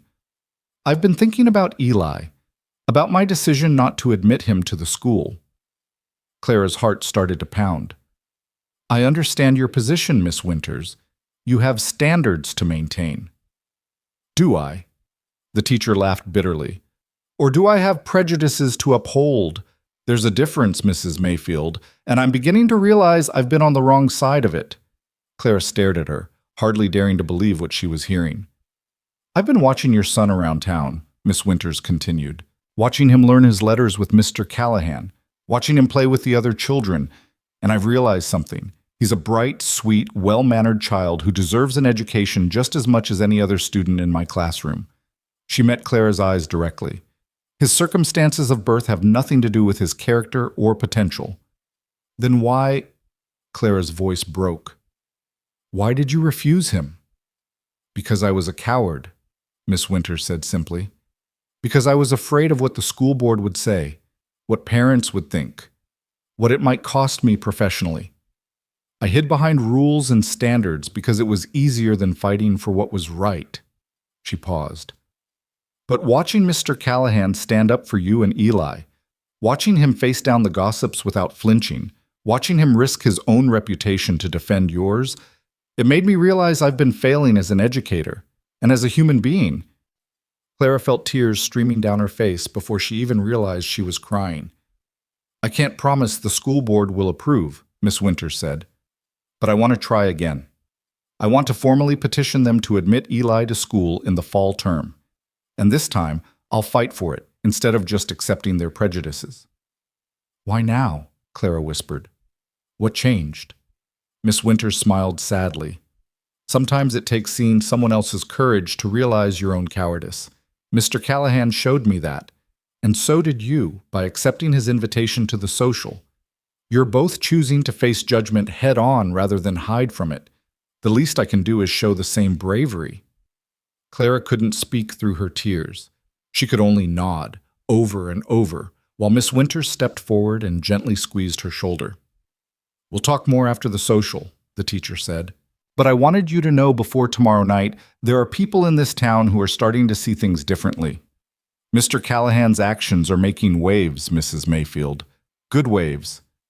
After Miss Winters left, Clara sank down on one of the school benches and let herself cry, but these were different tears than she'd shed in Reed's arms. These were tears of hope, of possibility, of doors beginning to crack open after being locked shut for so long. Eli might go to school, might learn alongside other children, might have the chances she'd thought were forever denied to him. All because Reed Callahan had decided she was worth defending. That evening, Clara told Eli about Miss Winters' visit. His reaction was immediate and pure. "I could go to real school? With books and slates and everything?" "Maybe, sweetheart. Nothing's certain yet. But Miss Winters is going to try to get you admitted." Eli threw his arms around Clara's neck. "This is the best thing that's ever happened. Can I tell Mr. Reed at our next lesson?" "You can tell him tomorrow night when he comes to take me to the social," Clara said. "But Eli, I need you to understand something. Even if Miss Winters tries, the school board might say no. Some things take time to change." "But they might say yes, too," Eli pointed out with irrefutable logic. "And that's better than before, when there was no chance at all." Out of the mouths of babes again. Her son understood something Clara was still struggling to grasp. That possibility, even uncertain possibility, was better than the certainty of closed doors. The night of the social arrived far too quickly, and not quickly enough. Clara spent the afternoon in a state of nervous energy, cleaning the already clean cabin, checking and rechecking the blue dress, trying and failing to eat lunch. Mrs. Patterson came by at 5 to help her get ready, bringing pins for her hair and a small bottle of rose water. "My mother gave this to me on my wedding day," Mrs. Patterson said, dabbing a bit on Clara's wrists. "Seems fitting you should wear it tonight." "This isn't a wedding," Clara protested, but her voice was soft. "No, but it's a beginning, and beginnings deserve ceremony." Mrs. Patterson began working on Clara's hair, pinning it up in a style more elegant than Clara's usual severe bun. "You know people are going to stare tonight." "I know. And some of them are going to say unkind things." "I know that too. But some of them," Mrs. Patterson continued, meeting Clara's eyes in the mirror, "are going to see you differently, are going to start questioning their own assumptions. Change doesn't happen all at once, honey. It happens in moments like this, when someone brave enough stands up and says, 'I deserve respect.' You ready to be that someone?" Clara looked at her reflection, hair elegantly styled, face clean and hopeful, wearing a dress that actually fit and flattered. She looked like a woman going to a social with a gentleman caller. She looked normal, respectable, even. She looked like she belonged. "I'm ready," Clara said, and realized she meant it. When Reed knocked on the door at 6:30, Clara's heart nearly leaped out of her chest. She opened it to find him standing there in clean clothes, his hair neatly combed, his boots polished. He looked handsome and solid and real, and the expression on his face when he saw her made Clara's breath catch. "Clara," he said softly. "You look—" "The dress is from Mrs. Patterson," Clara said quickly, suddenly self-conscious. "The dress is lovely, but I was going to say you look radiant." Reed offered his arm. "Ready?" Clara glanced back at Eli, who was bouncing excitedly by the table. Mrs. Patterson had agreed to watch him for the evening. "Be good for Mrs. Patterson, sweet boy." "I will. Have fun, Mama. You too, Mr. Reed." Clara took Reed's arm, feeling the solid strength of it under her hand. Together, they stepped out into the warm summer evening. The walk to the church hall took only 10 minutes, but it felt like an eternity. Clara was hyper-aware of everything. The way people stopped their conversations to stare, the curtains twitching in windows as they passed, the whispers that followed in their wake. "You're doing fine," Reed murmured, his free hand covering hers where it rested on his arm. "Just keep breathing." "I feel like I might faint." "You won't. You're stronger than you think." Reed smiled down at her. "Besides, I've got you. If you stumble, I'll catch you." It was such a simple statement, but it steadied Clara. She wasn't doing this alone. Reed was right there beside her, solid and unshakable. They could hear the music before they reached the church hall, fiddles and piano, lively and welcoming. Light spilled from the windows and laughter floated on the evening air. It sounded like joy, like celebration, like everything Clara had watched from a distance for so long. At the entrance, Reed paused and looked at her seriously. "Last chance to change your mind. No judgment if you want to turn back." Clara looked at the door, at the warm light beyond it, at the life she could have if she was brave enough to claim it. She thought about Eli, watching other children play, about Miss Winters finding her courage, about Reed standing up to Mrs. Henderson without flinching, about the girl she'd been at 17 and the woman she could become at 23. "No," Clara said firmly. "We're going in." Reed's smile was brilliant. "That's my girl." He opened the door and they stepped inside together. The hall fell silent so abruptly it was like someone had cut the strings on all the instruments at once. Every head turned toward the entrance. Every eye fixed on Clara and Reed standing there together, her hand on his arm, both of them holding their heads high. Clara felt her face flush hot under the scrutiny. She wanted to run, wanted to hide, wanted to disappear. But Reed's arm was solid under her hand, and his voice was steady as he addressed the room. "Evening, everyone. Hope we're not too late to join the festivities." For a long, terrible moment, no one moved. No one spoke. The silence stretched taut as a bowstring. Then Morrison, the ranch owner whose barn Reed had helped save, stepped forward with a broad smile. "Callahan, about time you got here. I've been telling everyone about that night at the barn." He turned to Clara, tipping his hat respectfully. "Mrs. Mayfield, it's good to see you. That's a lovely dress." "Thank you, Mr. Morrison," Clara managed, her voice barely audible. Morrison's public acknowledgement broke the spell. Conversations resumed, though at a lower volume. People went back to their food and dancing, though Clara could feel the weight of watching eyes. Mrs. Thornton appeared, looking flustered but not unkind. "Mr. Callahan, Mrs. Mayfield, there's punch and refreshments at the far table." "Much obliged, ma'am," Reed said, guiding Clara into the room. They made their way across the hall, and Clara felt like she was walking through a gauntlet. Some people nodded politely. Others deliberately looked away. A few whispered behind their hands, not even bothering to hide their gossip. But they were inside. Clara was at the social, in the blue dress, on Reed Callahan's arm. She'd done it. They reached the refreshment table, and Reed poured them both punch. Clara's hands were shaking so badly she nearly spilled hers. "You're doing beautifully," Reed said quietly, standing close enough that his words were for her alone. "Half the battle's already won just by walking through that door. I feel like everyone's staring." "They are. Let them look. Let them see you're not ashamed, that you have nothing to be ashamed of." Before Clara could respond, a familiar voice spoke from behind them. "Well, this is certainly bold." Clara turned to find Mrs. Henderson standing there, her expression sour, her dress dripping with expensive lace and obvious disapproval. "Mrs. Henderson," Reed said evenly, "enjoying the social." "I was, before it was spoiled by inappropriate company." The woman's eyes raked over Clara with obvious disdain. "I'm surprised the organizing committee allowed this." "The social is open to all townspeople," Reed said calmly. "Last I checked, Clara lives in Red Hollow, pays her way, contributes to the community. That makes her as welcome as anyone else." "Contributes to the community?" Mrs. Henderson laughed sharply. "Is that what we're calling it now? She's a—" "Careful," Reed interrupted, his voice dropping to a dangerous quiet. "Choose your next words very carefully, Mrs. Henderson."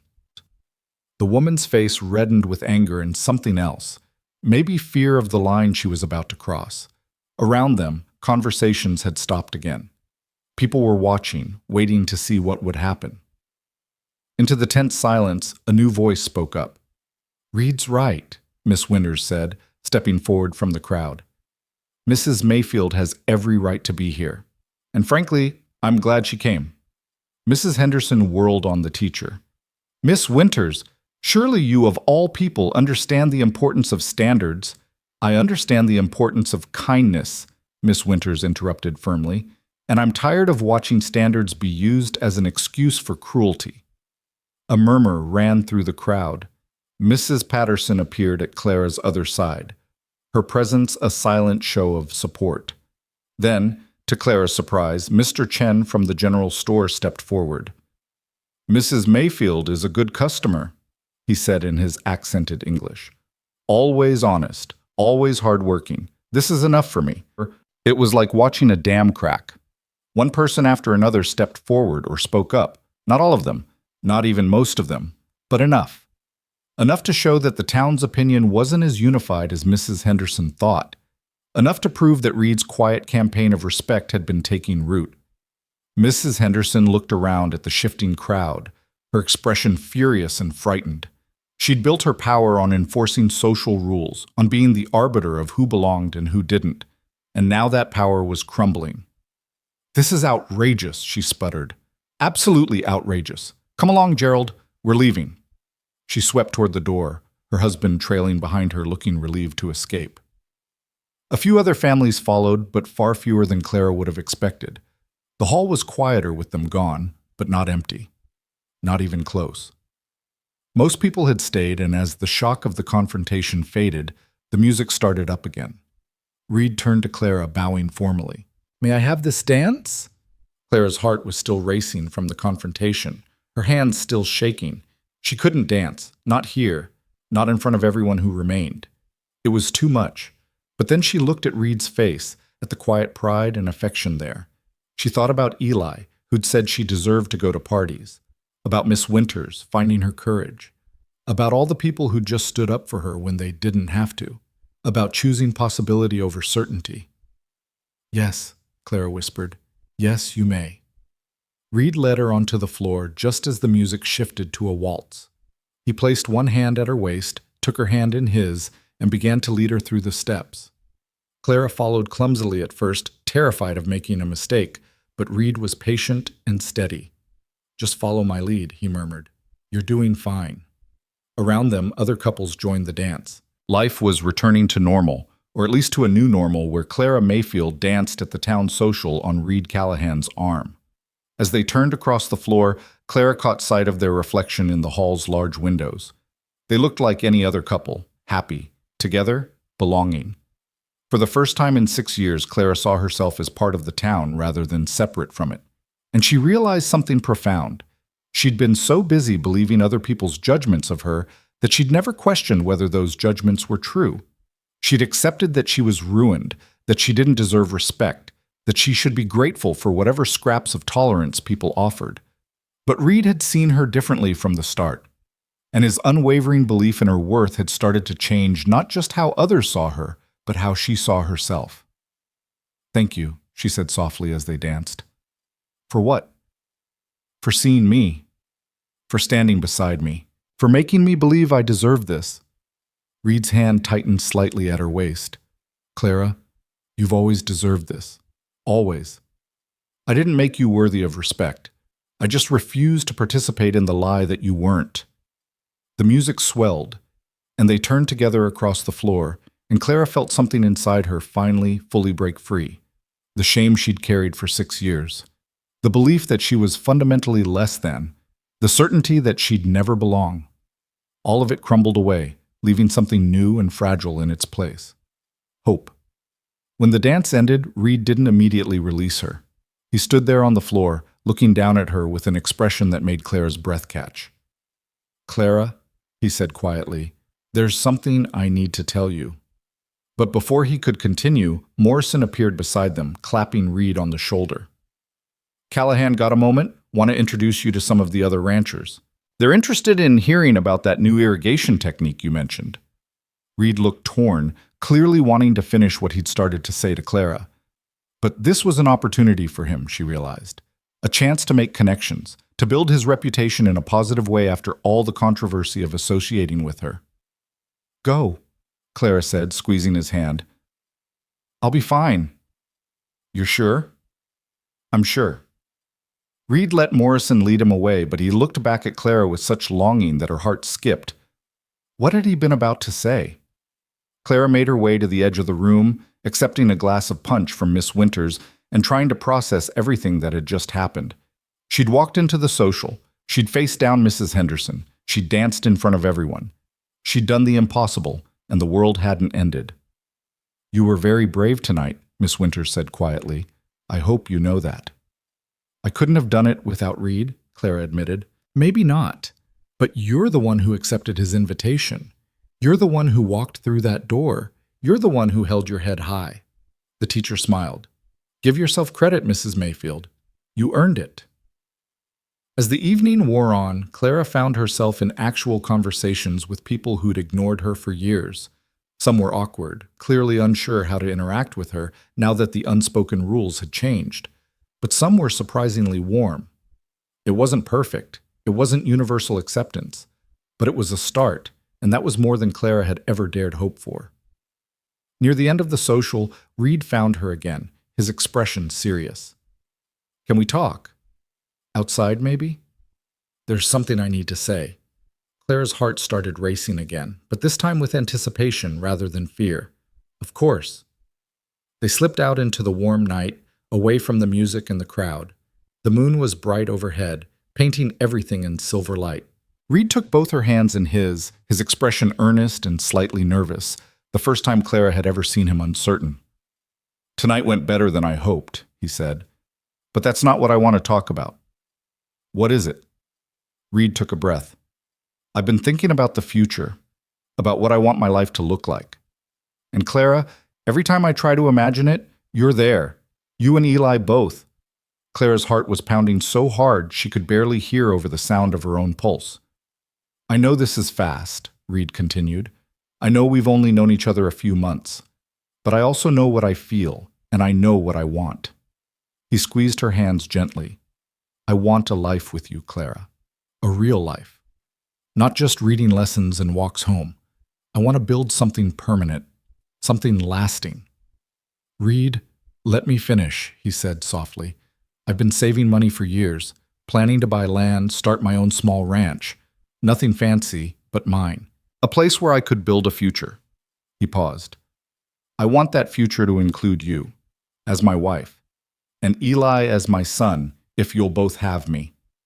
Clara stared at him, hardly able to process what she was hearing. Marriage. He was talking about marriage, about claiming her and Eli not just for a dance or a social, but for a lifetime. But the talk, she whispered, the judgment. It won't stop just because we marry. It might get worse. I don't care about the talk. I care about you, about building a life that matters, with people who matter. Reed's voice was fierce with conviction. Clara, I'm not asking you to be perfect or to have a spotless past. I'm asking you to build a future with me, to let me stand beside you, not for a night, but for all the nights to come. Tears streamed down Clara's face. Why me? Why would you choose this? Choose us, when you could have anyone without complications? Because you're not a complication. You're a woman of courage and strength and love. Because Eli's a wonderful boy who deserves a father who will choose him every day. Because when I look at you, I don't see shame or scandal. I see home. The word hit Clara like a physical blow. Home. She'd been searching for that feeling for 6 years, believing it was forever lost to her. And here was Reed offering it freely, asking nothing but that she be brave enough to accept. I'm scared, she admitted. I know, but Clara, you just walked into that social and faced down your fears in front of the whole town. You just danced with me while people watched and judged and whispered. You've already proven you're brave enough for this.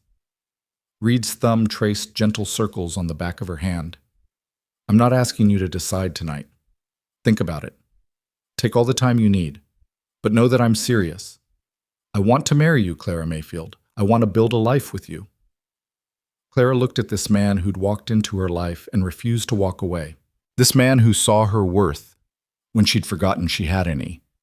This man who was offering her not just respectability or security, but genuine love and partnership. And she realized her answer had been forming since the first reading lesson, since the fire, since the moment he'd held her while she cried. Maybe even since that first day at the parade when he'd seen her hiding and looked at her with concern instead of judgment. Reed, she said, her voice shaking but sure. I don't need time to think about it. My answer is yes. His expression transformed from hope to joy so pure it took her breath away. Yes? Yes. I'll marry you. We'll marry you. Eli and I both. Clara laughed through her tears. If you're sure. If you really want this. Reed pulled her into his arms, holding her close. I've never been more sure of anything in my life. They stood there in the moonlight, holding each other, and Clara felt the last of her defenses finally crumble. She was going to marry Reed Callahan. She was going to have a home, a family, a future. She was going to stop hiding and start living. Eli's going to be so happy, she whispered against Reed's chest. So am I. Reed pulled back just enough to look at her face. Clara, I promise you, I'm going to spend every day proving you made the right choice. I'm going to be the husband and father you both deserve. You already are, Clara said simply. Reed smiled, and then slowly, carefully, giving her every chance to pull away, he leaned down and kissed her. It was gentle and sweet and full of promise, and Clara felt her whole world shift on its axis. This was what it was supposed to feel like. This was what love looked like when it was real. When they finally pulled apart, both slightly breathless, Reed rested his forehead against hers. We should probably go back inside before people start more rumors, he said with a soft laugh. Let them talk, Clara said, surprising herself with her boldness. I don't care anymore. I'm happy, Reed. For the first time in 6 years, I'm genuinely happy. They can't take that away from me. No, Reed agreed, pressing a kiss to her forehead. They can't. They walked back into the social hand in hand, and if people noticed Clara's tear-stained face and radiant smile, if they saw the way Reed looked at her like she hung the stars, well, that would just give them something new to talk about. And for once, Clara didn't mind at all.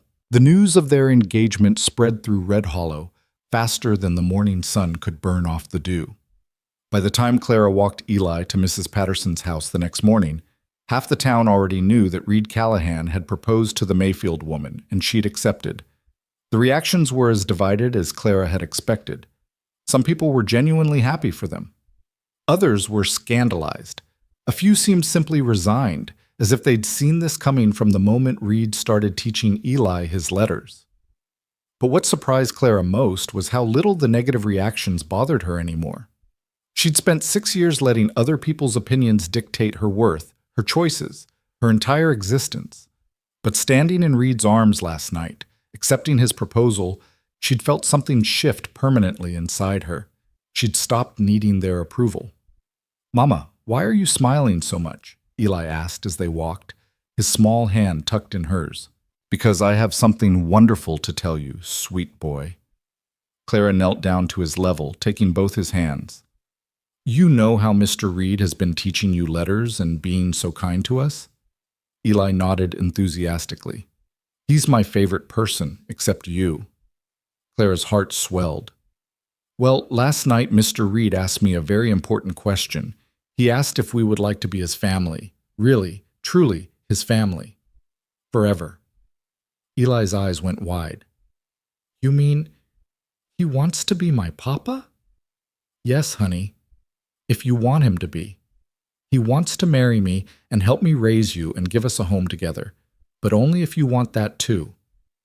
For a moment, Eli just stared at her, processing this information. Then his face broke into the most brilliant smile Clara had ever seen, and he threw his arms around her neck so hard he nearly knocked her over. "Yes, yes, I want Mr. Reed to be my papa. Can I call him Papa? When can we tell him? Is it real? Are we really going to be a family?" Clara laughed, tears streaming down her face as she held her son close.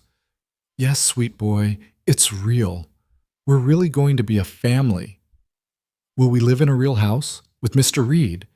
Will I still get to learn my letters?" "You'll learn more than letters. You'll learn everything a boy needs to know. And yes, we'll have a real house. Mr. Reed is going to build us one on his own land." Eli pulled back, his expression suddenly serious. "Mama, does this mean the other kids won't be mean to me anymore? Because I'll have a papa like they do?" The question broke Clara's heart even as it filled her with hope. Her son had internalized the rejection so deeply, had understood on some level that his lack of a father made him different, lesser, in the eyes of Red Hollow. "Some people might still be unkind," Clara said honestly. "But it won't matter as much because you'll have a papa who loves you and chooses you every single day, and that's worth more than all the approval in the world." "I already love Mr. Reed," Eli said simply. "I've loved him since he showed me how to make the letter A." When they reached Mrs. Patterson's house, the older woman took one look at Clara's face and broke into a knowing smile. "He asked you, didn't he? And you said yes. How did you know?" "Honey, I've been watching that man look at you for weeks. It was only a matter of time." Mrs. Patterson pulled Clara into a warm hug. "I'm so happy for you. Reed Callahan is a good man, and you deserve a good man." "The town is going to talk," Clara said, but there was no fear in her voice now, just acceptance. "Let them talk. They'll talk themselves hoarse, and then they'll move on to the next thing. That's what small towns do." Mrs. Patterson held Clara at arm's length, studying her face. "You look different this morning. Lighter, somehow." "I feel different," Clara admitted. "I feel like I've been carrying a weight for so long I forgot what it felt like to stand up straight. And now it's gone." "That's what love does, honey. Real love. It doesn't add burdens, it helps carry them." Clara spent the morning doing her usual work, but everything felt different. The houses she cleaned seemed brighter. The clothes she washed seemed lighter. Even the whispers she overheard at the general store couldn't dampen her spirits. She was going to marry Reed Callahan. She was going to have a home. Eli was going to have a father. Everything was changing, and for once the change felt like hope instead of loss. That afternoon, Reed found her at Mrs. Thornton's where she was tending the garden. He looked slightly nervous, which was so unlike him that Clara immediately worried something was wrong. "What is it?" she asked, setting down her trowel. "Nothing's wrong. I told Eli this morning, didn't you? About us?" "I did. He's thrilled. Wants to call you Papa already." Reed's expression softened with such emotion that Clara's throat tightened. I was hoping he'd feel that way. But Clara, I want to do this right. I want to ask him properly. Would that be all right? Ask him what? For permission to marry you, and to be his father. Reed ran a hand through his hair, clearly working up courage. I know he's only 5, but this affects him as much as it affects you and me. He should have a say. Clara felt fresh tears spring to her eyes. Here was another example of why Reed was different from Charles, from any man she'd known. He saw Eli not as an unfortunate complication, but as a person whose feelings mattered. He'll love that, she managed. When do you want to talk to him? Tonight, after supper? I thought maybe I could bring something, a gift of some kind. What is he like? Reed, you don't have to bring gifts. He already loves you. I know, but I want to mark the moment. Make it special for him. Reed's smile was slightly sheepish. I've been thinking about this for days, Clara, planning it out. I want Eli to always remember that I chose him deliberately, that I wanted to be his father. So that evening, after Clara finished her work and collected Eli from Mrs. Patterson's, they walked to the church steps where Reed was waiting. He had a package wrapped in brown paper, and his expression was a mixture of excitement and nervousness that made him look younger somehow. Mr. Reed! Eli ran ahead, launching himself at Reed with absolute trust that he'd be caught. Reed scooped him up easily, swinging him around before setting him down. Hello, Eli. I was hoping we could talk about something important. Man to man. Eli's eyes went wide. Really? Man to man? Really? Reed knelt down so they were eye to eye. Your mama probably told you that I asked her to marry me last night. Eli nodded solemnly. She said you want to be my papa. I do, very much. But I wanted to ask you directly if that would be all right with you, because this is your life too, and your feelings matter. Reed paused, his voice growing thick with emotion. Eli, I would be honored to be your father, to teach you things and help you grow and be there for you always, but only if you want me to be. I want it more than anything, Eli said, his voice high with excitement. I've wanted a papa my whole life, and I want it to be you. Reed pulled the boy into a tight hug, and Clara saw his shoulders shake slightly. When he pulled back, his eyes were suspiciously bright. I'm glad, son, because I've wanted a boy like you my whole life, too. Reed picked up the wrapped package. I brought you something to mark this day, so you'll always remember the day we became a family. Eli tore into the paper with the enthusiasm only a 5-year-old could muster. Inside was a book, a real proper book with a leather cover and gilded pages. It's a collection of stories, Reed explained. Some of them I read when I was your age. I thought maybe we could read them together, and someday when you're older you can read them to your own children. Eli ran his fingers over the cover reverently. It's the most beautiful thing I've ever seen. Not as beautiful as you're going to feel when you can read every word in it by yourself. Reed ruffled his hair. We'll work on it together, father and son. Eli looked up at him with absolute adoration. Can I call you Papa now, or do I have to wait until you marry Mama? You can call me Papa right now if you want to. Papa? Eli tested the word, then said it again with more confidence. Papa? My Papa? Clara watched them together, her heart so full she thought it might burst. This was what family was supposed to look like. This was what love looked like when it was freely given, with no conditions or expectations. This was everything she'd thought she'd lost forever at 17. The weeks that followed were a whirlwind of planning and preparation. Reed wanted to marry quickly. No point waiting when we're sure, he said, but Clara worried about appearances, about doing things properly. It was Miss Winters who helped her see reason. You've spent 6 years worrying about appearances and propriety, the teacher said gently, as she helped Clara sort through fabric samples for a wedding dress. Maybe it's time to worry about happiness instead. They set the date for 3 weeks away, which gave Clara just enough time to finish her existing work commitments and for Reed to make the necessary arrangements. He'd already put money down on a piece of land west of town, near the Morrison Ranch where he worked. It wasn't much, just 20 acres, but it was theirs, and Reed had plans to build a small house and start a modest cattle operation.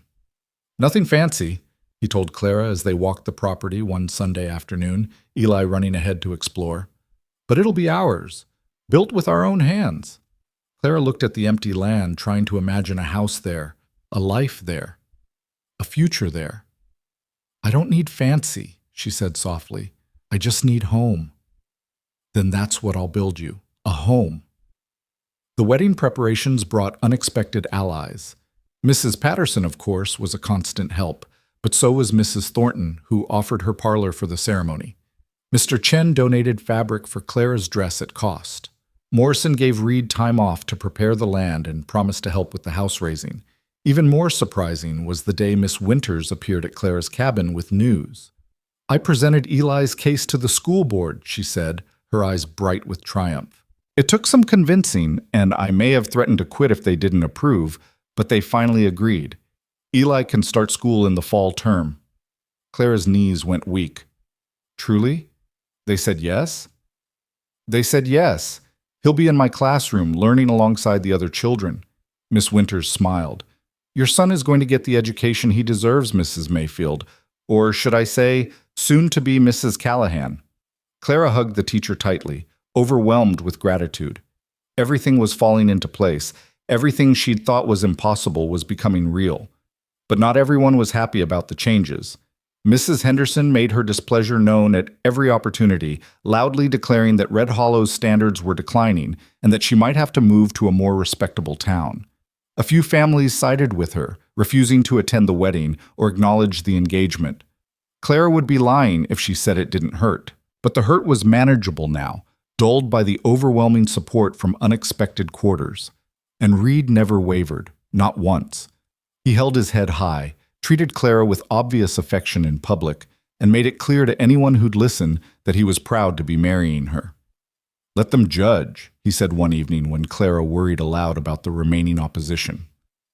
"Their judgment says more about them than it does about us." The night before the wedding, Clara sat in her cabin with Eli, packing up their few belongings for the move to Reed's land. The house wasn't finished yet. They'd be staying with the Morrisons temporarily while Reed completed the construction. But it felt symbolic somehow, closing this chapter of their lives. "Mama, are you scared?" Eli asked, watching her fold clothes into a trunk. "A little," Clara admitted. "Change is always a bit frightening, even when it's good change." "I'm not scared. Papa says we're going to have chickens and maybe a cow. And he's going to teach me to ride a horse." Clara smiled at how easily Papa had become Eli's name for Reed. As if Reed had always been his father, as if they'd always been a family. "He'll teach you lots of things, sweet boy, and you'll learn to read in real school with the other children. Your whole life is opening up."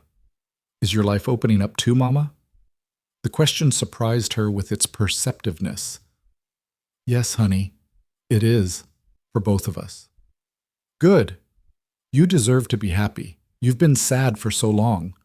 Clara pulled her son into her arms, marveling at his insight. "I haven't been sad, sweet boy. Not when I had you. You were sad sometimes, when you thought I wasn't looking. But you're not sad anymore."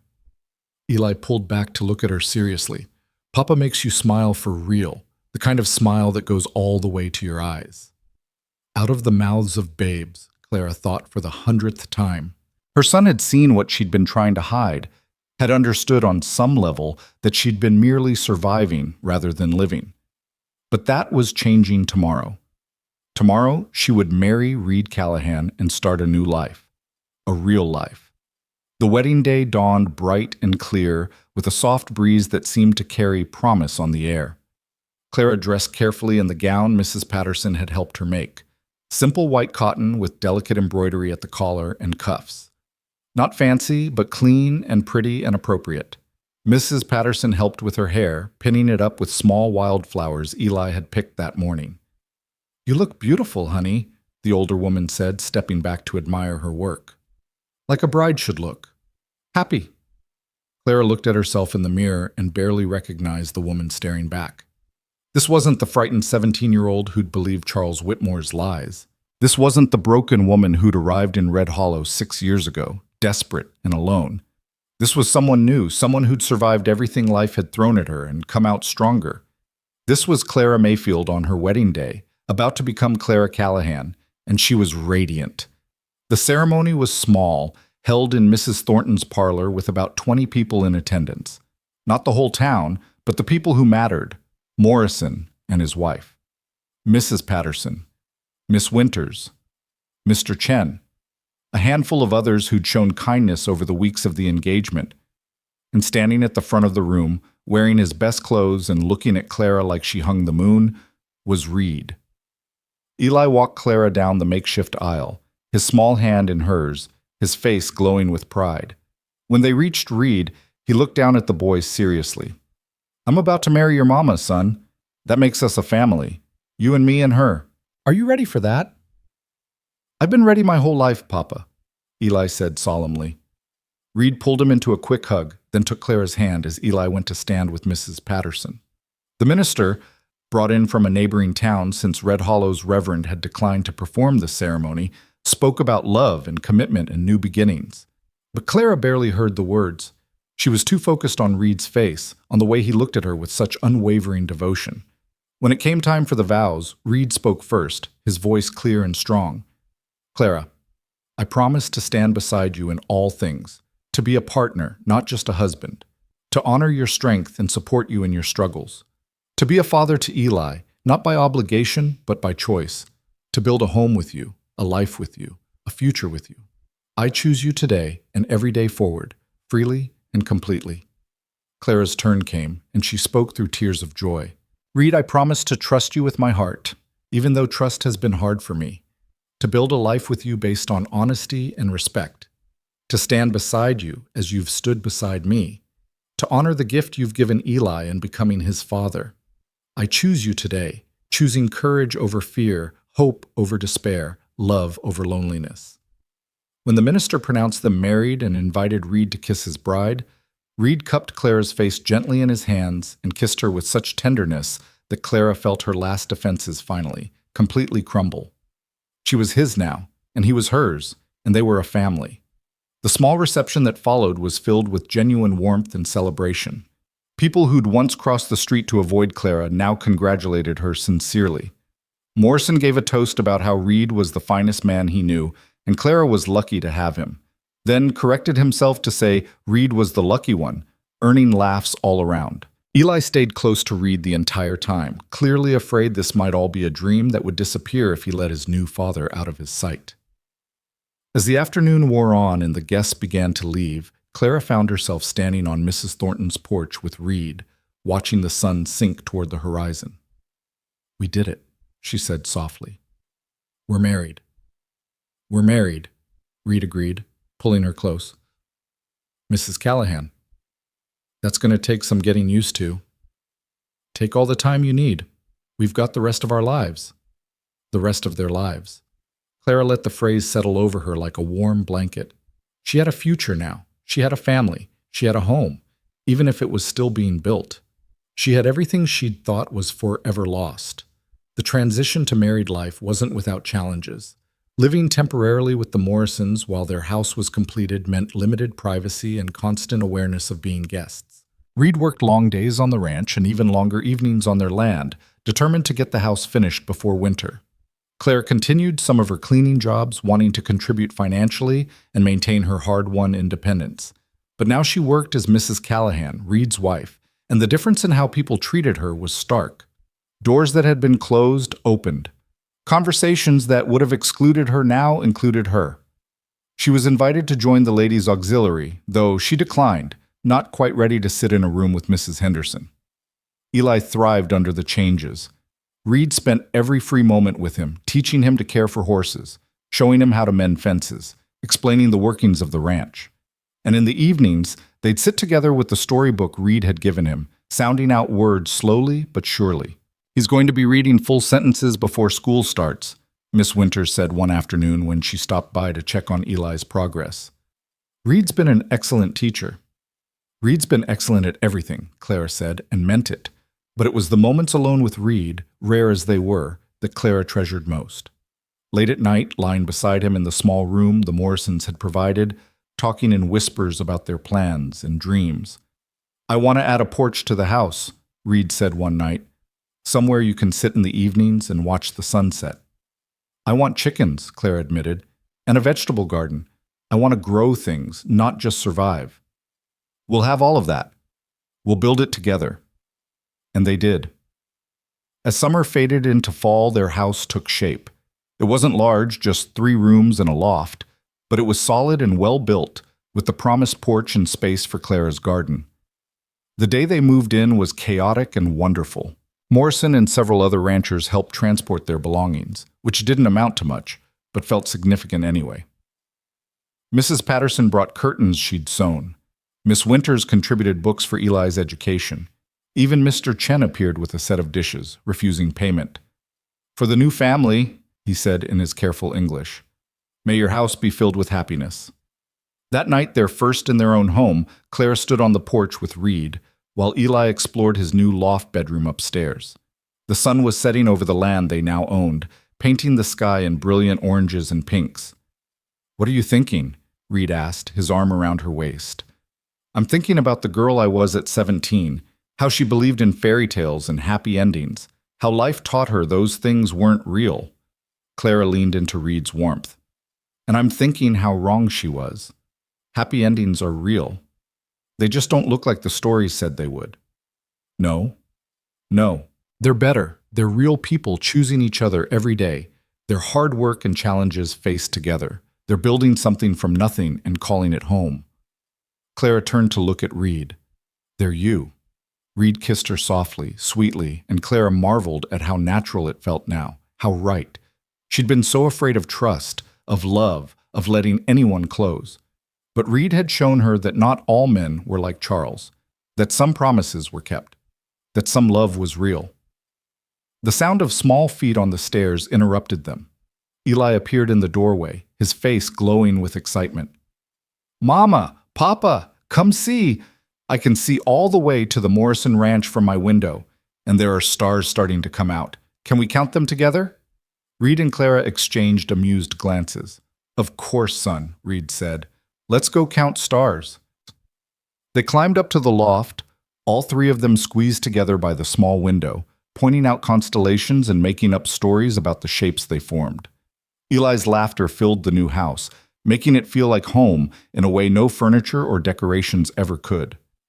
Later, after Eli finally fell asleep, exhausted from the excitement of moving day, Clara and Reed sat on their porch in the gathering darkness.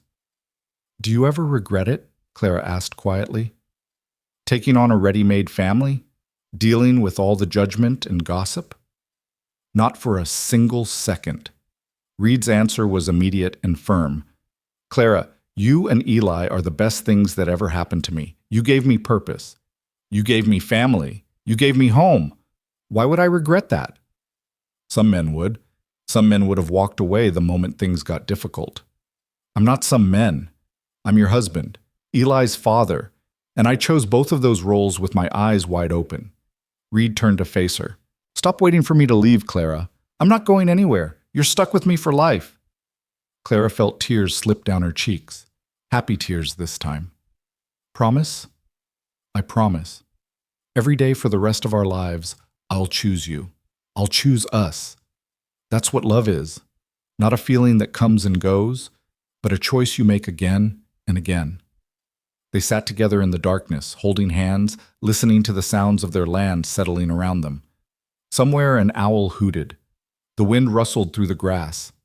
Inside, their son slept peacefully in his own room, in his own house, with 2 parents who loved him. This was home. This was family. This was the life Clara had stopped believing she could have, and it was more beautiful than any fairy tale.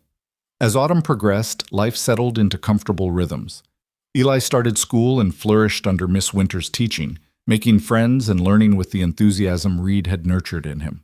Clara's garden produced more vegetables than they could use, so she started trading the excess with neighbors, building connections and goodwill. Reed's work on the Morrison Ranch continued, but he also began building their own small herd of cattle with Morrison's help and advice. It was slow going, but it was theirs, and that made all the difference. The town's attitude toward them continued to evolve. Mrs. Henderson and her closest allies maintained their disapproval, but they were increasingly isolated in their judgment. Most of Red Hollow had moved on, accepting the Callahan family as part of the community.